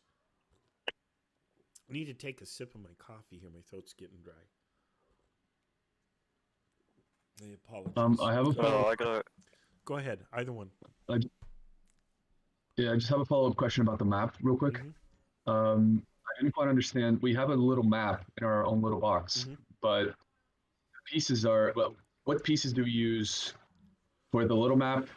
How's it going to work out? How are we going to get the information on what pieces are where? And are we going to have smaller pieces for our own maps? Are we only going to work with our own maps? Is the large map in the middle only for the umpire? How's that going to work out? Okay. Okay. think So my question. what our viewers are not able to see is underneath these colored boxes is a small mini map of this map, and one is provided to each player. And it basically gives you a map that you can look at. Well, that's what it is. It's a map that you can look at and refer to things or whatever. Actually, go ahead. Marshall, if you switch your color to the black color, then that puts you in the game master mode, and then that gives you vision into all the boxes. There we go. Okay, great. Okay, so here it is, and this is the map. So this is the side commander. So the side commander has these little pieces where they can say, well, I'm here, and I've got my 1st brigade here and my 2nd brigade here, and yada yada, whatever, you know. So actually, you know what? Maybe we should just delete a hidden box, because the streamers can see what you're doing, but we can't. So. Oh, well, either way, we can take it off the yellow. Yeah. Let me see here. Delete. I don't know what I just deleted the map. Let me go reverse the time on. Oh no. Okay, it's going to take a minute to work for some reason. I was gonna say you could have just moved to the red box. Yeah, either way. I hope I didn't crash this. I may have crashed this. It's loading for me. Yeah, I've got an hourglass. The hourglass moves, though. I'm not going to touch anything. But anyway, there it is. It's come back. It's working. Oh, goodness. Okay, it just was really slow. I don't want to delete any boxes here. If I pull it out of the box, can I do that? Sure, or if you want to promote me, then I can handle that. I don't know. Promotions have to be earned. I designed this. Yeah, well, you know. Okay, I've All promoted right. you, so. All right, thank you. All right, so I'm gonna delete this It's box. like, wait All a right, minute, so I've we're earned this one. all right, so we're in the yellow's play area here. And a lot of Kriegspiel guys do this. This is very common, to give players a mini map.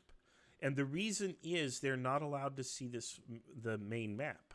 And when we play the game on Saturday, your map is going to be covered with the fog of war. Now, you're not going to be at the umpire table at all. You're going to be either at the red table or the blue table, the Union or the Confederate tables, which is completely separate from this table. Just me and the umpires are going to be on this table. And the rest of you are going to be on these other tables. And the table is going to be black. It's going to appear blacked out. And you're only going to see what's in a radius around your avatar piece. So your avatar piece is going to go on the map. It's going to be moved by the umpire to reflect your physical place on the battlefield. And you'll see what's around you, but you will not see anything else that's going on outside of your little radius there. So that's why this little map is necessary. You'll use this map to refer to things or to know what's going on. You want me to draw a fog of war box over the middle just to demonstrate? Sure, absolutely. Go ahead. So this is what you're going to look at as a player. This is what players are going to see. Now, this fog of war thing does not exist for people playing in physical space. We can't do this. This is a virtual thing that we're able to do using Tabletop Simulator. But you can still simulate this in physical space by giving players only the mini map. You separate them, you put them in cubicles. This is what they do again at our university. You put them into the cubicle, you give them a middle map, and you just give them reports. You just tell them, this is where you're at, this is what you see, this is what's going on, and they have to roll with that. They have to work that out. Another way to play, which I've only played this way one time, but I found it very fun, is what was I going to say? The commander sits at another table and doesn't see the main table, and they have a mini map, and the players have to send dispatches to the commander, written notes to the commander, and then the commander implements or gives written orders back to the players based on the dispatches they receive. And again, they're just looking at a map. You know, they might have pieces they can drop on the map for themselves, but they're not seeing an official map of positions, things like that.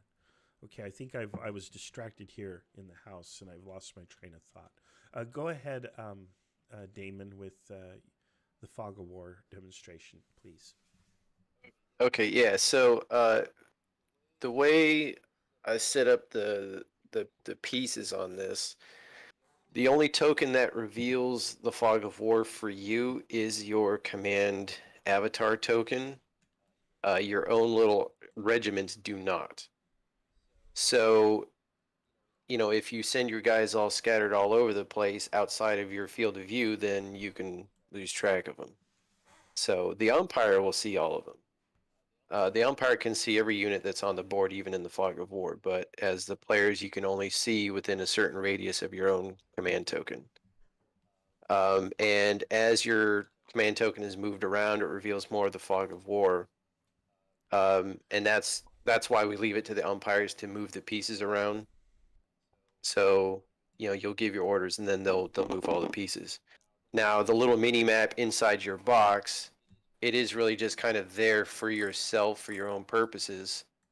You know, you can hover over it, hit Alt, it will pop it up to full screen. Or you can just, you know, with your scroll wheel and your mouse, you can zoom in really close and kind of see where everything's at. And so I've made these little tokens on the side that are, you know, little, they represent the locations of the various other commands. So as you learn where they're at, you can place them on your own map for your own information purposes. The army commander, the yellow, he's got a few more, you know, so if we're playing and we have players that are designated as army commanders, then, you know, they're definitely going to be in the dark as to what's happening across the entire battlefield unless you as a player send them dispatches and, you know, updating them on your own maneuvers so then they can keep track of it. And so I made little army tokens so they can kind of keep track of that sort of thing. But in each army commander's box, there's a little bag with a black question mark token. So that is there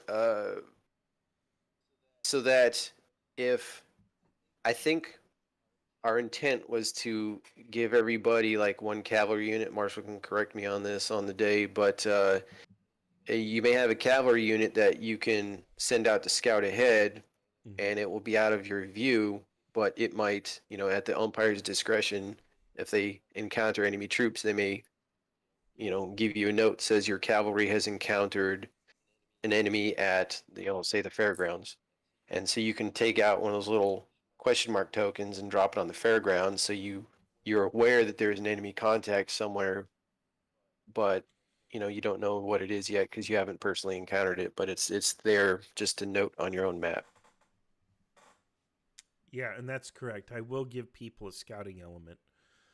They're not really going to be there for the purposes of combat, but you'll have scouting elements, and I'm kind of expecting that you'll use them as such. If you use them as infantry or to protect a flank, you'll probably be disappointed. However, they could be pressed into that role in an emergency. Okay. Yeah. And Go ahead. And I guess I would say I suppose, Marcel, how do you feel about this? Like the idea of, maybe if you're giving more general orders for your guys, then maybe you could mark them on your personal map, and as long as the umpire is in the black player slot, then they'll be able to see inside the box. So, like you could, if everyone wants to come over here, I don't see everyone else's cursors. Come over here to the yellow mini map.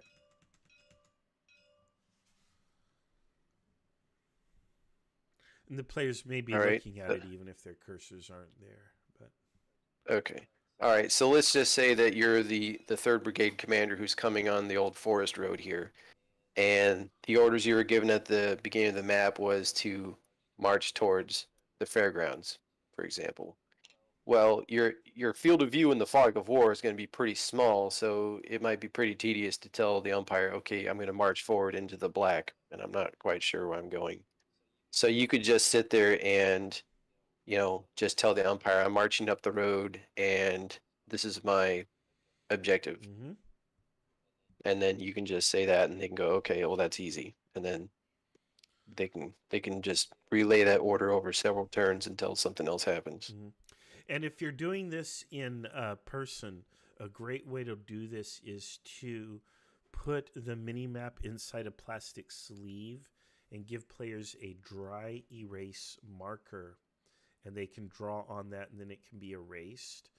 Or you can put it under glass or plexiglass, which is like a plastic thing. Most people, I think, know what plexiglass is. I think it's called Persipex out there in the rest of the world.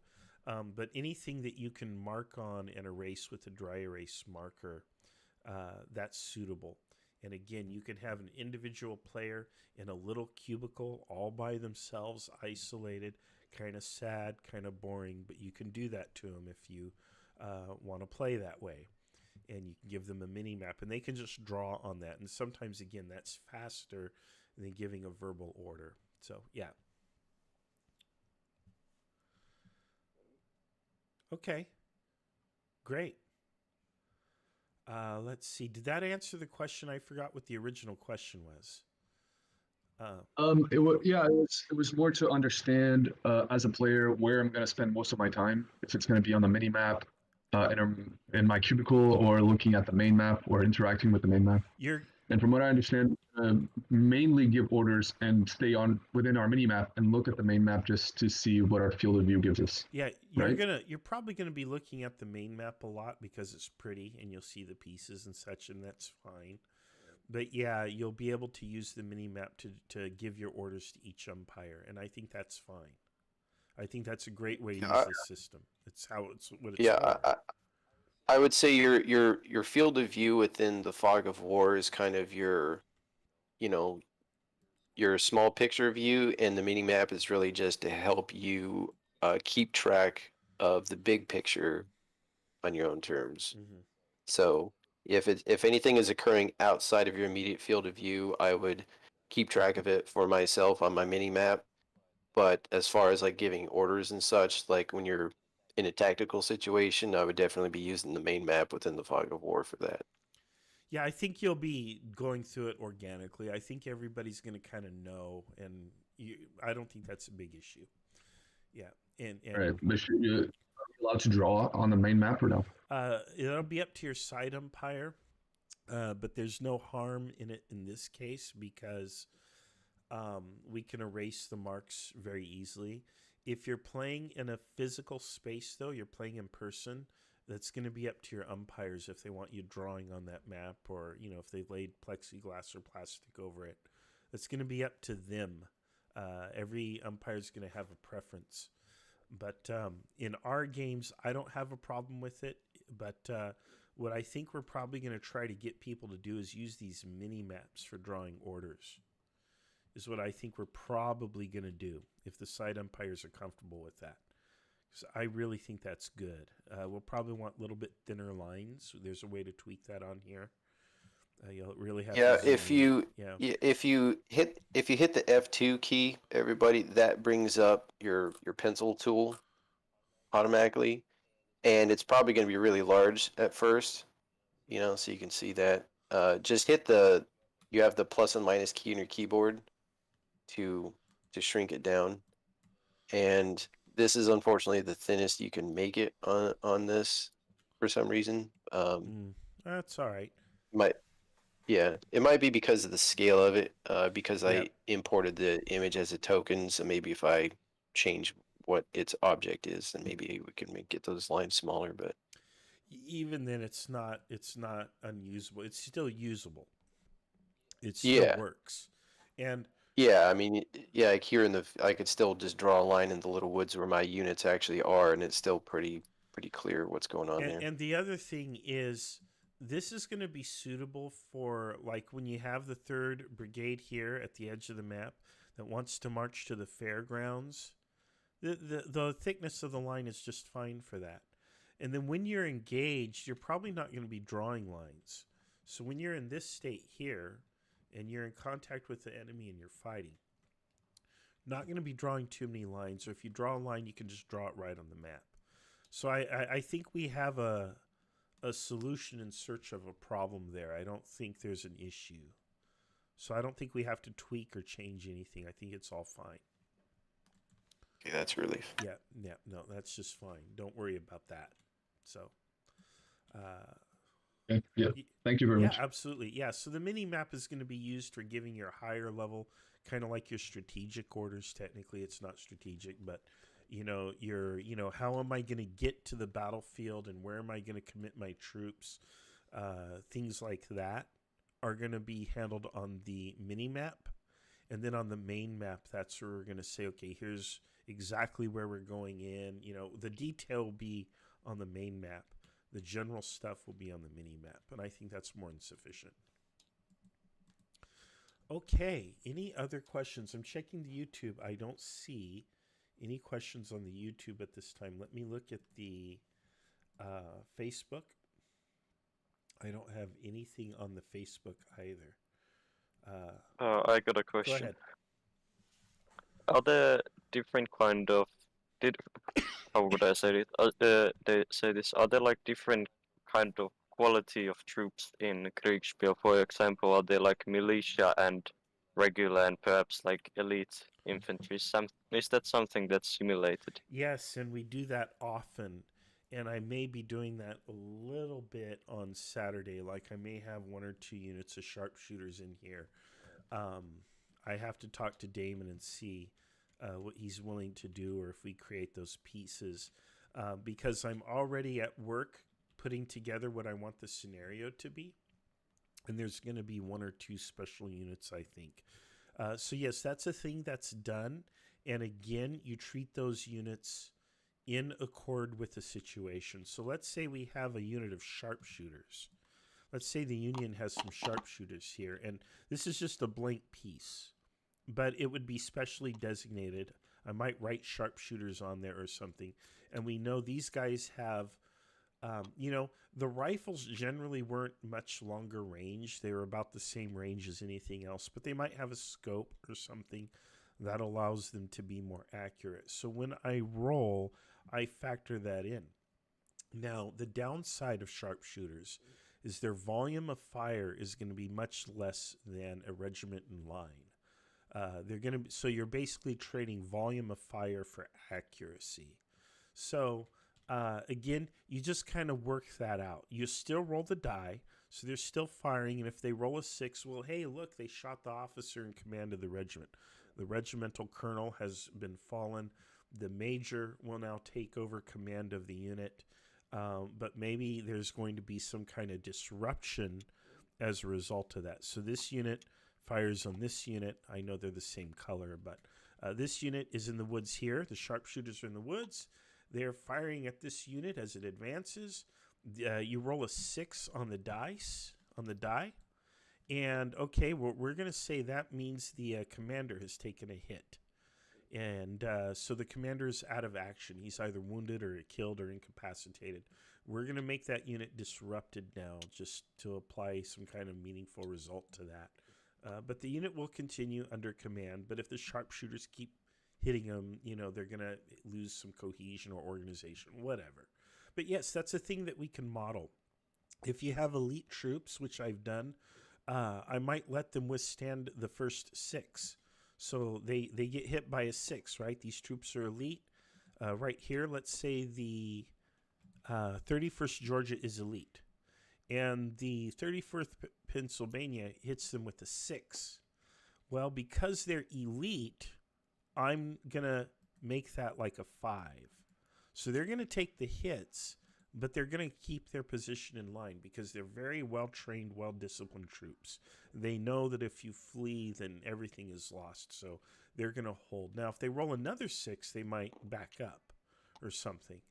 But again, that's something that you do as an umpire. As an umpire, you have to account for that. There's no rule for it. You just account for it when you make your calculations. And you also kind of want to remember or keep track of it. If you have to, you write it down or you put a mark. That's why we have these marker pieces. You might put a marker or something down on the piece. And it could be any marker that tells you. It can even be a die. I'll say, hey, they've taken 1 hit, whatever. Or maybe I just put a 6 on top of them. But I might put, a die or a marker on the unit to indicate something has happened to that unit. Keep track of it however you want. Here we go. There's a great solution. Okay, so now we know they've taken a hit, but they're holding their position in line, and that's fine. Another thing I haven't illustrated is how do we discern whether units are in column or in line, and you turn them sideways. Obviously, they're conformed to the road. Obviously, these guys are in line. Obviously, these are in column. Something to think about there. We'll rotate the units 90 degrees. And it should be intuitive to most players whether a unit is in column or in line. Sometimes you have a unit in line on a road.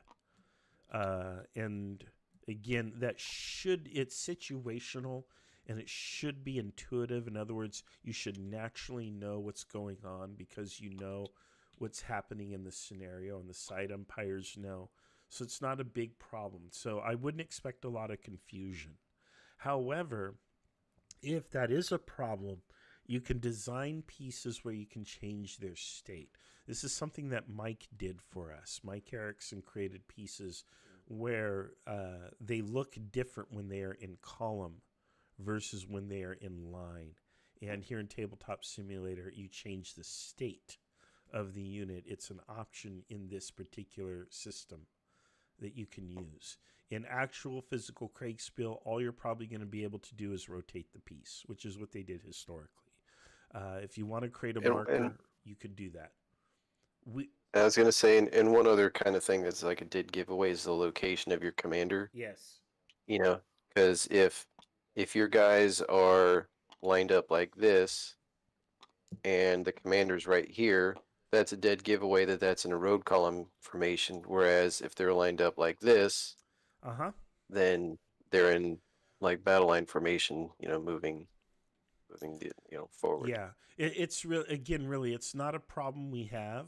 So, and having to manipulate each unit like that and change each unit's state can slow things down a bit, although it can be done very rapidly using Tabletop Simulator.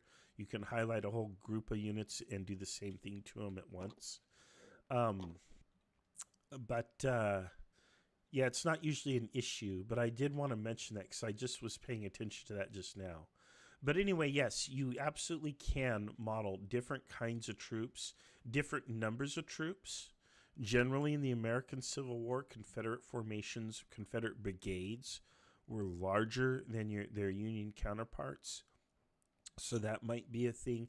And again, as an umpire, you're going to take that into account when you're resolving all of this. Okay, other questions? I hope that answered the question. If not, please follow up. It did. Thank you very much. Okay. Any other questions? And I'll check the Facebook one more time, but I don't see any on there. Let me. Unfortunately, the Facebook wants to show me the back end view. Hey, there's something I kind of wanted to stress test again, because I've been building this module sort of in a vacuum a little bit. I can only test my own performance. I can't test it with like a dozen players on it. So, all right. So there's a fog of war there, and so everybody see the little cloud of smoke there? That's like the sound of the guns, huh? Yeah. So that would be like the intent behind this, and we'll see if this works very well. Is there's no need for the umpires to keep track of this on the main map, but the player map, we could see if we can like drop this little token here, and it kind of indicates that a battle's taking place in that area. So everybody's command token that is out of sight of that, they can at least hear the gunfire, so they can kind of know that there's action up ahead, so you can march to the sound of the guns kind of thing. So hopefully it's not lagging everybody out too much. I can't really see it. I don't know if anyone else can. I think if it's too far away, you can't see it. I can see it now, and I'm Yeah, I can see if my commander is within distance, but if it's in the black fog of war, I can't. Unless we pick it up. When you pick it up, you can see it. Okay, so that might be I can see it fine a screen. Maybe if you like put it further away, maybe I can't see it, but I can see it now.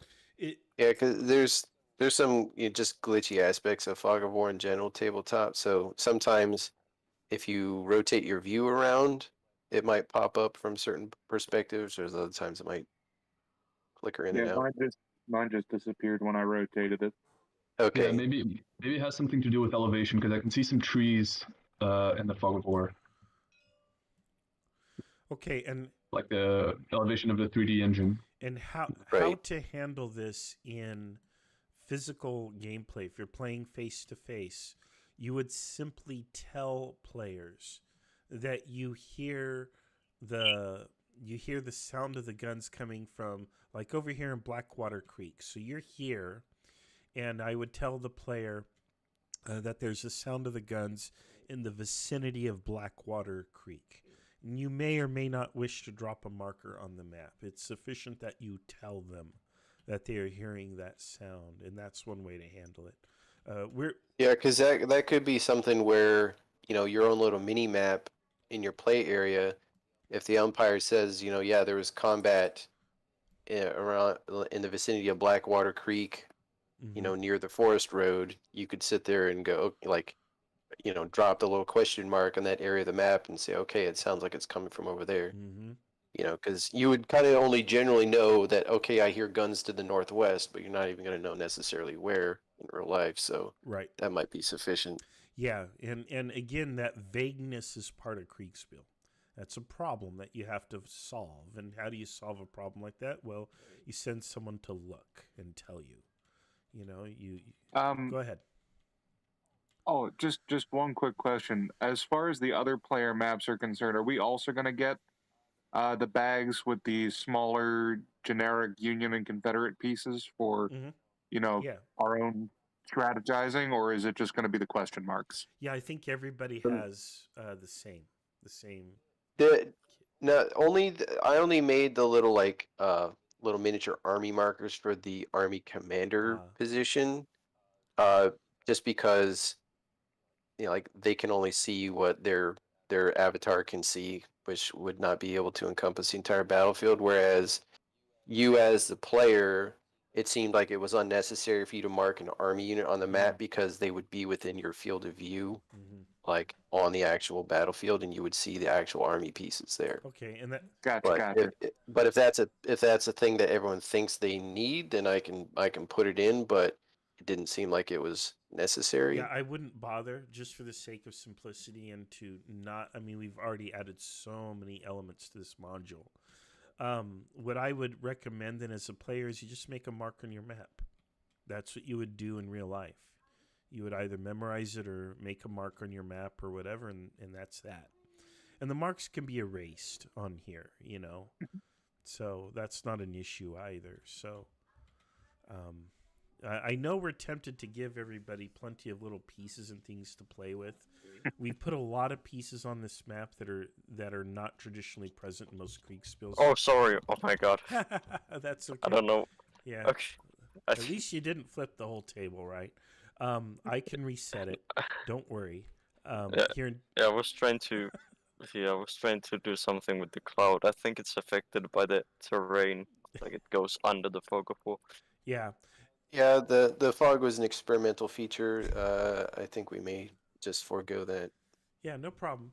But either way, you get the idea of how the pieces and stuff work and so on. So, okay, are there other questions? I'm not seeing any questions coming in online. We do have some concurrent viewers, but they don't seem to have questions, and that's fine, although they're welcome to ask. And I do want to say to people after the fact that if you're watching this in the future, which you will be, feel free to put a question into the YouTube, and I will see it at some point, and I will answer it. You can also join our Facebook group, Southern California Kriegsspiel Society on Facebook. Post a question to us there, and again, we will answer. Any other questions? Anything? My question to the other people is performance issues. How is your computer handling this whole setup? Fairly okay. Well, I've got a really old laptop and it's handling it like a dream, so it works fine. Good. Okay, that's good. That's a relief because putting all this work in and not being able to test it with half a dozen players, I'm like, I really hope I didn't like make this too complex and just crash everyone's computers. And this is I'm no, getting mine. Yeah, it's 25 working great. FPS. So, and this is probably going to be about the same level of stress for each table because we're going to be running 3 tables. We are trying to figure out a way to run everything on one table, but we're just not quite there yet. I think we know what needs to happen, but there's a limitation of Tabletop Simulator that makes it impractical at this time. But if they ever make the modification, then we'll do that. And what it is we need more players to be able to occupy, I think, the black or the gray or the white position. One of those positions, I think gray is spectator. I think it's the black or the white position is what we need more players to be able to occupy. Then we can put everybody on one map. But we can't do that right now because it's a technical limitation. Yeah, I would say that like right now, like I made white as an umpire on this table, so yeah, nobody join the game and become white unless you're an umpire. But we can kind of get the white player like 80-90% of the way there, but there's certain things that only the black player can do. Like only the black player can see inside of every hidden box, whereas white cannot because the game treats them as just another player. But I would say the other limitation on having the entire game run on one table is simply the number of seats at the table, because spectators can't interact with anything and they can't see anything. They can't see any fog of war or any hidden zones. Mm-hmm. You could run one game on one table if you had like one umpire and only 4 players per side. And Fog of War, maybe you might be able to pull that off, but we're going to have more than 4 players on each side, so that just makes it impossible. Yeah. Pneumaticus, Go ahead. just a quick observation. For the Fog of War, it seems like it's a plane, like a black plane, but if you really zoom into it and you look underneath it, you can kind of, see things underneath. So I don't know how Tabletop Simulator, how these things work, but maybe you can make it like a 3D shape. Maybe Yeah, that's the way it works. In fact, it's a plane where I can change the height of it. Yeah. So like right now it's like max height. So you could see really far under it, which isn't necessarily a bad thing. Because I mean, just the fog of war itself is kind of arbitrary. Like if you're standing on a tall, empty hill, you'd be able to see for miles, but there's no way to calculate that kind of line of sight. So we just kind of like, I gave it a radius of 12 inches, which is like 2/3 of a mile, and then we'll just say that weather conditions were very foggy that day. So Well, the smoke of battle. yes. Yeah. Yeah, there are going to be some limitations, and we're just going to, if you really want to try really hard to find a glitch or an exploit, it's possible. Generally speaking, with Kriegspiel players, I've never had any issues. I've never had any players try to cheat in some fashion. The worst thing I've ever seen players do is try to act on information they wouldn't already have, but usually they self-regulate and they don't do it intentionally. And I just don't have an issue with players doing things they really shouldn't be doing. Everybody tends to, play the way they should. And again, if you approach the game with the right attitude, again, it's not about, oh, I'm going to dominate you in this battle. You're not a bunch of teenagers playing, some of these online games that they play. It's a different caliber of player. Not that there's anything wrong with the kids playing the games they play or anything wrong with the kids. It's a different experience, and everybody's generally playing it for that experience, and there's generally not a problem. So, again, we have a lot of solutions out here that are searching for problems, and okay, I think a lot of people will find that when you try to set up and run your own game, it's going to go pretty well. Players are going to really be in there. They're going to be enthusiastic. They're going to be helpful. And as an umpire, one of the things you also want to pay attention to, make sure that the players are having fun. If you're playing in person, make sure you take some breaks, let people eat, let them talk, let them have a good time. That's very important. The only thing I haven't really talked about, well, there's actually several things. I haven't talked about map selection. I haven't talked about some of the logistics of kind of putting a game together, either in person or virtually. But that's really a whole nother subject, and I don't think we have time to go into that today. We just passed the 2-hour mark on this. So I just want to take questions, and I think we're going to wrap up. Are there any more questions?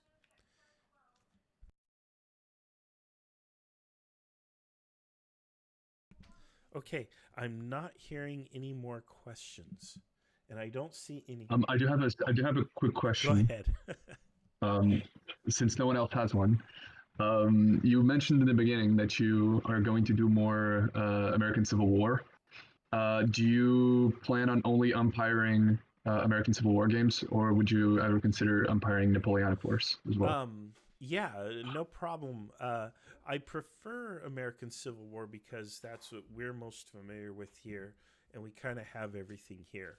However, we have in our face-to-face group done a couple of others. We've done Franco-Prussian War on the Metz map, which is a well-known Kriegspiel map. We've also done World War II, Battle of Moscow.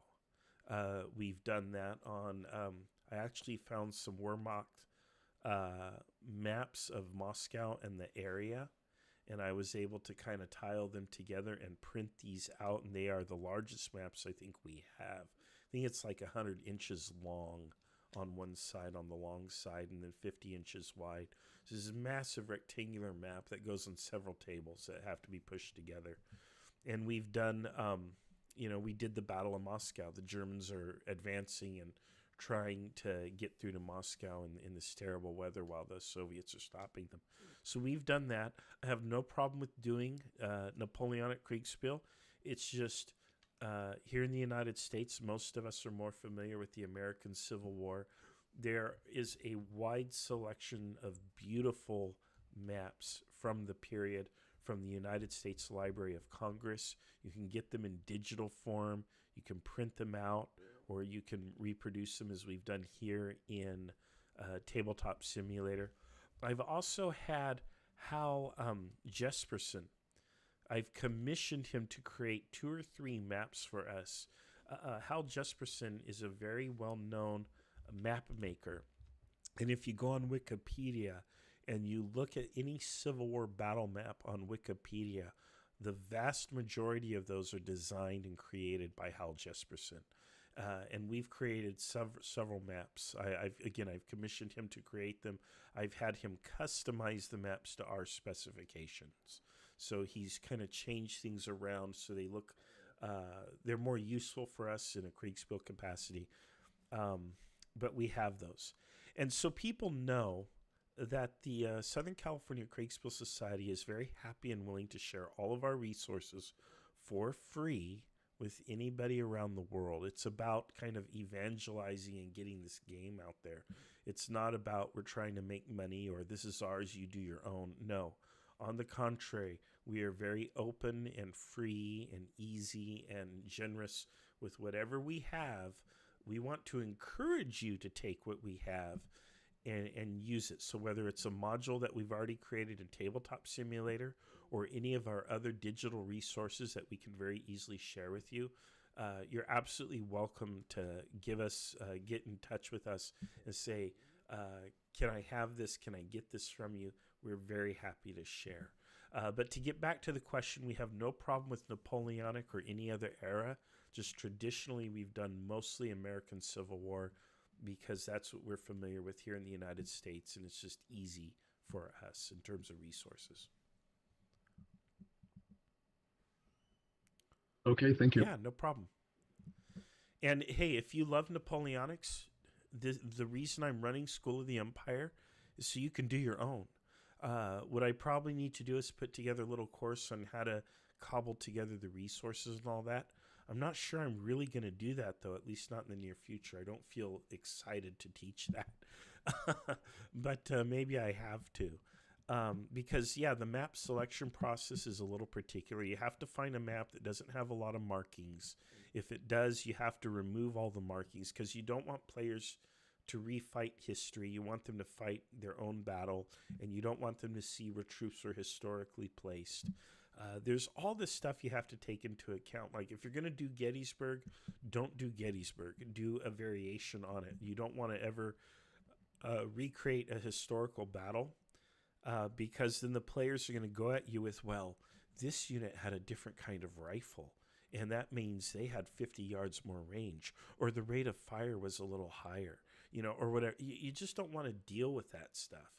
So we always create fictional scenarios based roughly on history, and we play them on historic maps that we often colorize or enhance to make them look nicer.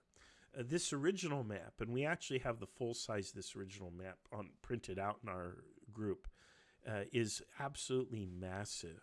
It would cover a whole wall in a house, and it's the whole county. It's Campbell County. It's the whole county. This is just a little subset of it. But this subset has been... Go ahead. Yeah, I was just going to say, yeah, if you look at... This is actually a 10-mile by 10-mile square, but you can see at the bottom, Campbell County is cut off. Like, the map was ridiculously large. It was like... I swear it was like a gigabyte download from Library of Congress because it's like full resolution and everything. Mm-hmm. So and we actually have it printed. I printed it years ago. That's crazy. Yeah, we did a whole strategic level conflict, but it was really painful because the distances were more than we realized. Yeah, because even on this, it's like, scrunched down. The distances are deceptive, because it was a hand-drawn map. So the features aren't necessarily to scale. Like the tree icons or whatever are like the size of city blocks. Mm-hmm. So it can kind of fool the eye a little bit, but yeah, so find maps. Like I found this one off of Library of Congress. There's a huge resource. They got thousands of maps. And if you actually look at the little mini map in each player area, that's what the map originally looked like. And then for playability, I took it into Photoshop and very tediously colored in the rivers and streams and the trees and such, just to kind of make it pop a little bit more. Mm-hmm. And yeah, it's important to have a pretty map for players, especially if you're playing in person, because they're going to be staring at it for hours. So you don't want them staring at something ugly. You want them to, have something nice. Again, the experience has to be pleasant. Otherwise, people aren't going to come back and play again. They're going to quit. They're not going to play. So you want it to be a nice experience. So yeah, you have to put the effort and energy into planning and organizing and so on. Otherwise, the players aren't going to come back. Just like any kind of a business or anything you do. If the customer has a great experience, they'll come back. If they don't, well, they're not going to come back. And that's your community. And it's a small community. There's not too many people who really do want to sit down and play Kriegspiel all day. Most people just want to play for 2 or 3 hours, and that's it. And Kriegspiel is not playable in 2 or 3 hours. You're going to need at least 6 to 8. And that's probably the minimum to play just a minor skirmish. So I get that all the time. Yeah. I get people like, well, can I just play for a couple hours? And you can accommodate a player who can only play for a couple hours, but the game itself cannot be encompassed in just 2 hours usually. It's usually going to take a much longer period of time to properly play a whole engagement where the two sides run into each other, deploy, fight, and then there's some kind of resolution. It's going to take a little longer than that. And I'll say, as far as finding maps, the Holy Grail is a nice vintage map with no army markings on it and topography. Yes. So you can figure out the terrain. That really helps a lot. Yeah, and they're hard to find, but they're out there. I found the Jediah Hotchkiss maps from the Library of Congress are the ones I prefer to use because they're period looking. They are, in fact, period. They're from that period. They're what you would have had if you were a very lucky Civil War general. Usually if you were General Lee himself or General Meade, let's say, or General Grant, you might have a map like this. But for most people, you're not going to have anything even close to this.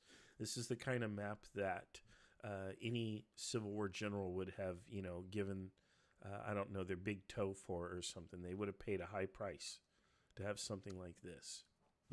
But you get it because we love you and we want you to have a pleasant experience. Okay, any other questions? I just have to leave, but I would want to thank you for the demo, and if I could confirm maybe that I'm going to play, if there are still spots for next week's game, I'd like to try it out. Yeah, did you? Do we have you in our order of battle on the Facebook post? No, I'm gonna post a comment. Okay, yeah, do that, and then I'll have a command for you. No problem. All right, but thank you very much for the demo. Yeah, absolutely. You're welcome. Okay, and I think that's kind of it. I need to wrap it up. If you have any subsequent questions, again, post them either on the YouTube or in the Facebook group.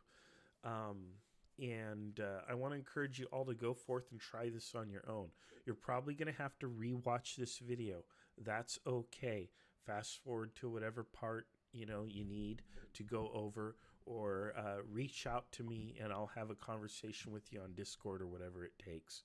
And we'll get you all squared away. Again, all of our resources are available for your use. So,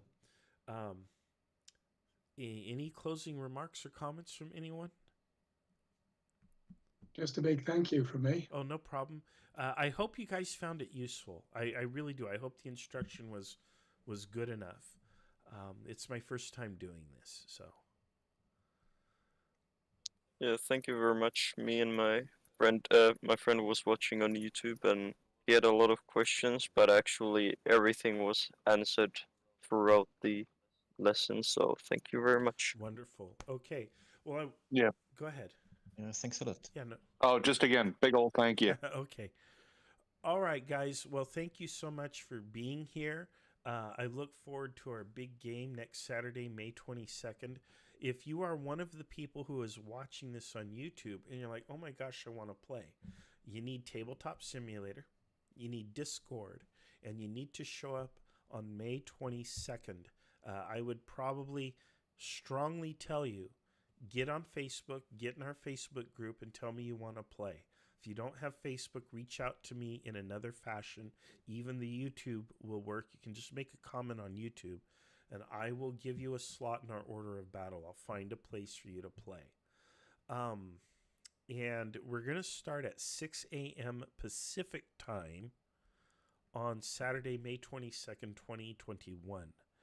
And the reason we're starting so early is that people in Europe, especially Eastern Europe, will be able to play at a reasonable hour instead of just playing at the middle of the night. The game will probably last about 6 to 8 to 10 hours, roughly, just so you know. But if you have to leave early, because maybe where you're at, it's midnight or 1 a.m., you can exit the game, and that's fine. It's not going to hurt anything. That's just a reality of playing with an international community. But by all means, you're welcome to join. Anybody is welcome to join. You don't need to know any rules or anything. Just kind of be familiar with the basics of Civil War tactics. And if you're unfamiliar with that, your fellow players will be happy to teach you. So it's not a problem. If this interests you, sign up and come participate. Okay, I want to thank you all for being here. This concludes the live stream and the session, and I will see you all in 1 week. Thank you so much. And Marshall, if I could just borrow you for a minute afterwards, because I have one more thing I wanted to show you. Sure, I'm going to go ahead and stop streaming for the YouTube folks.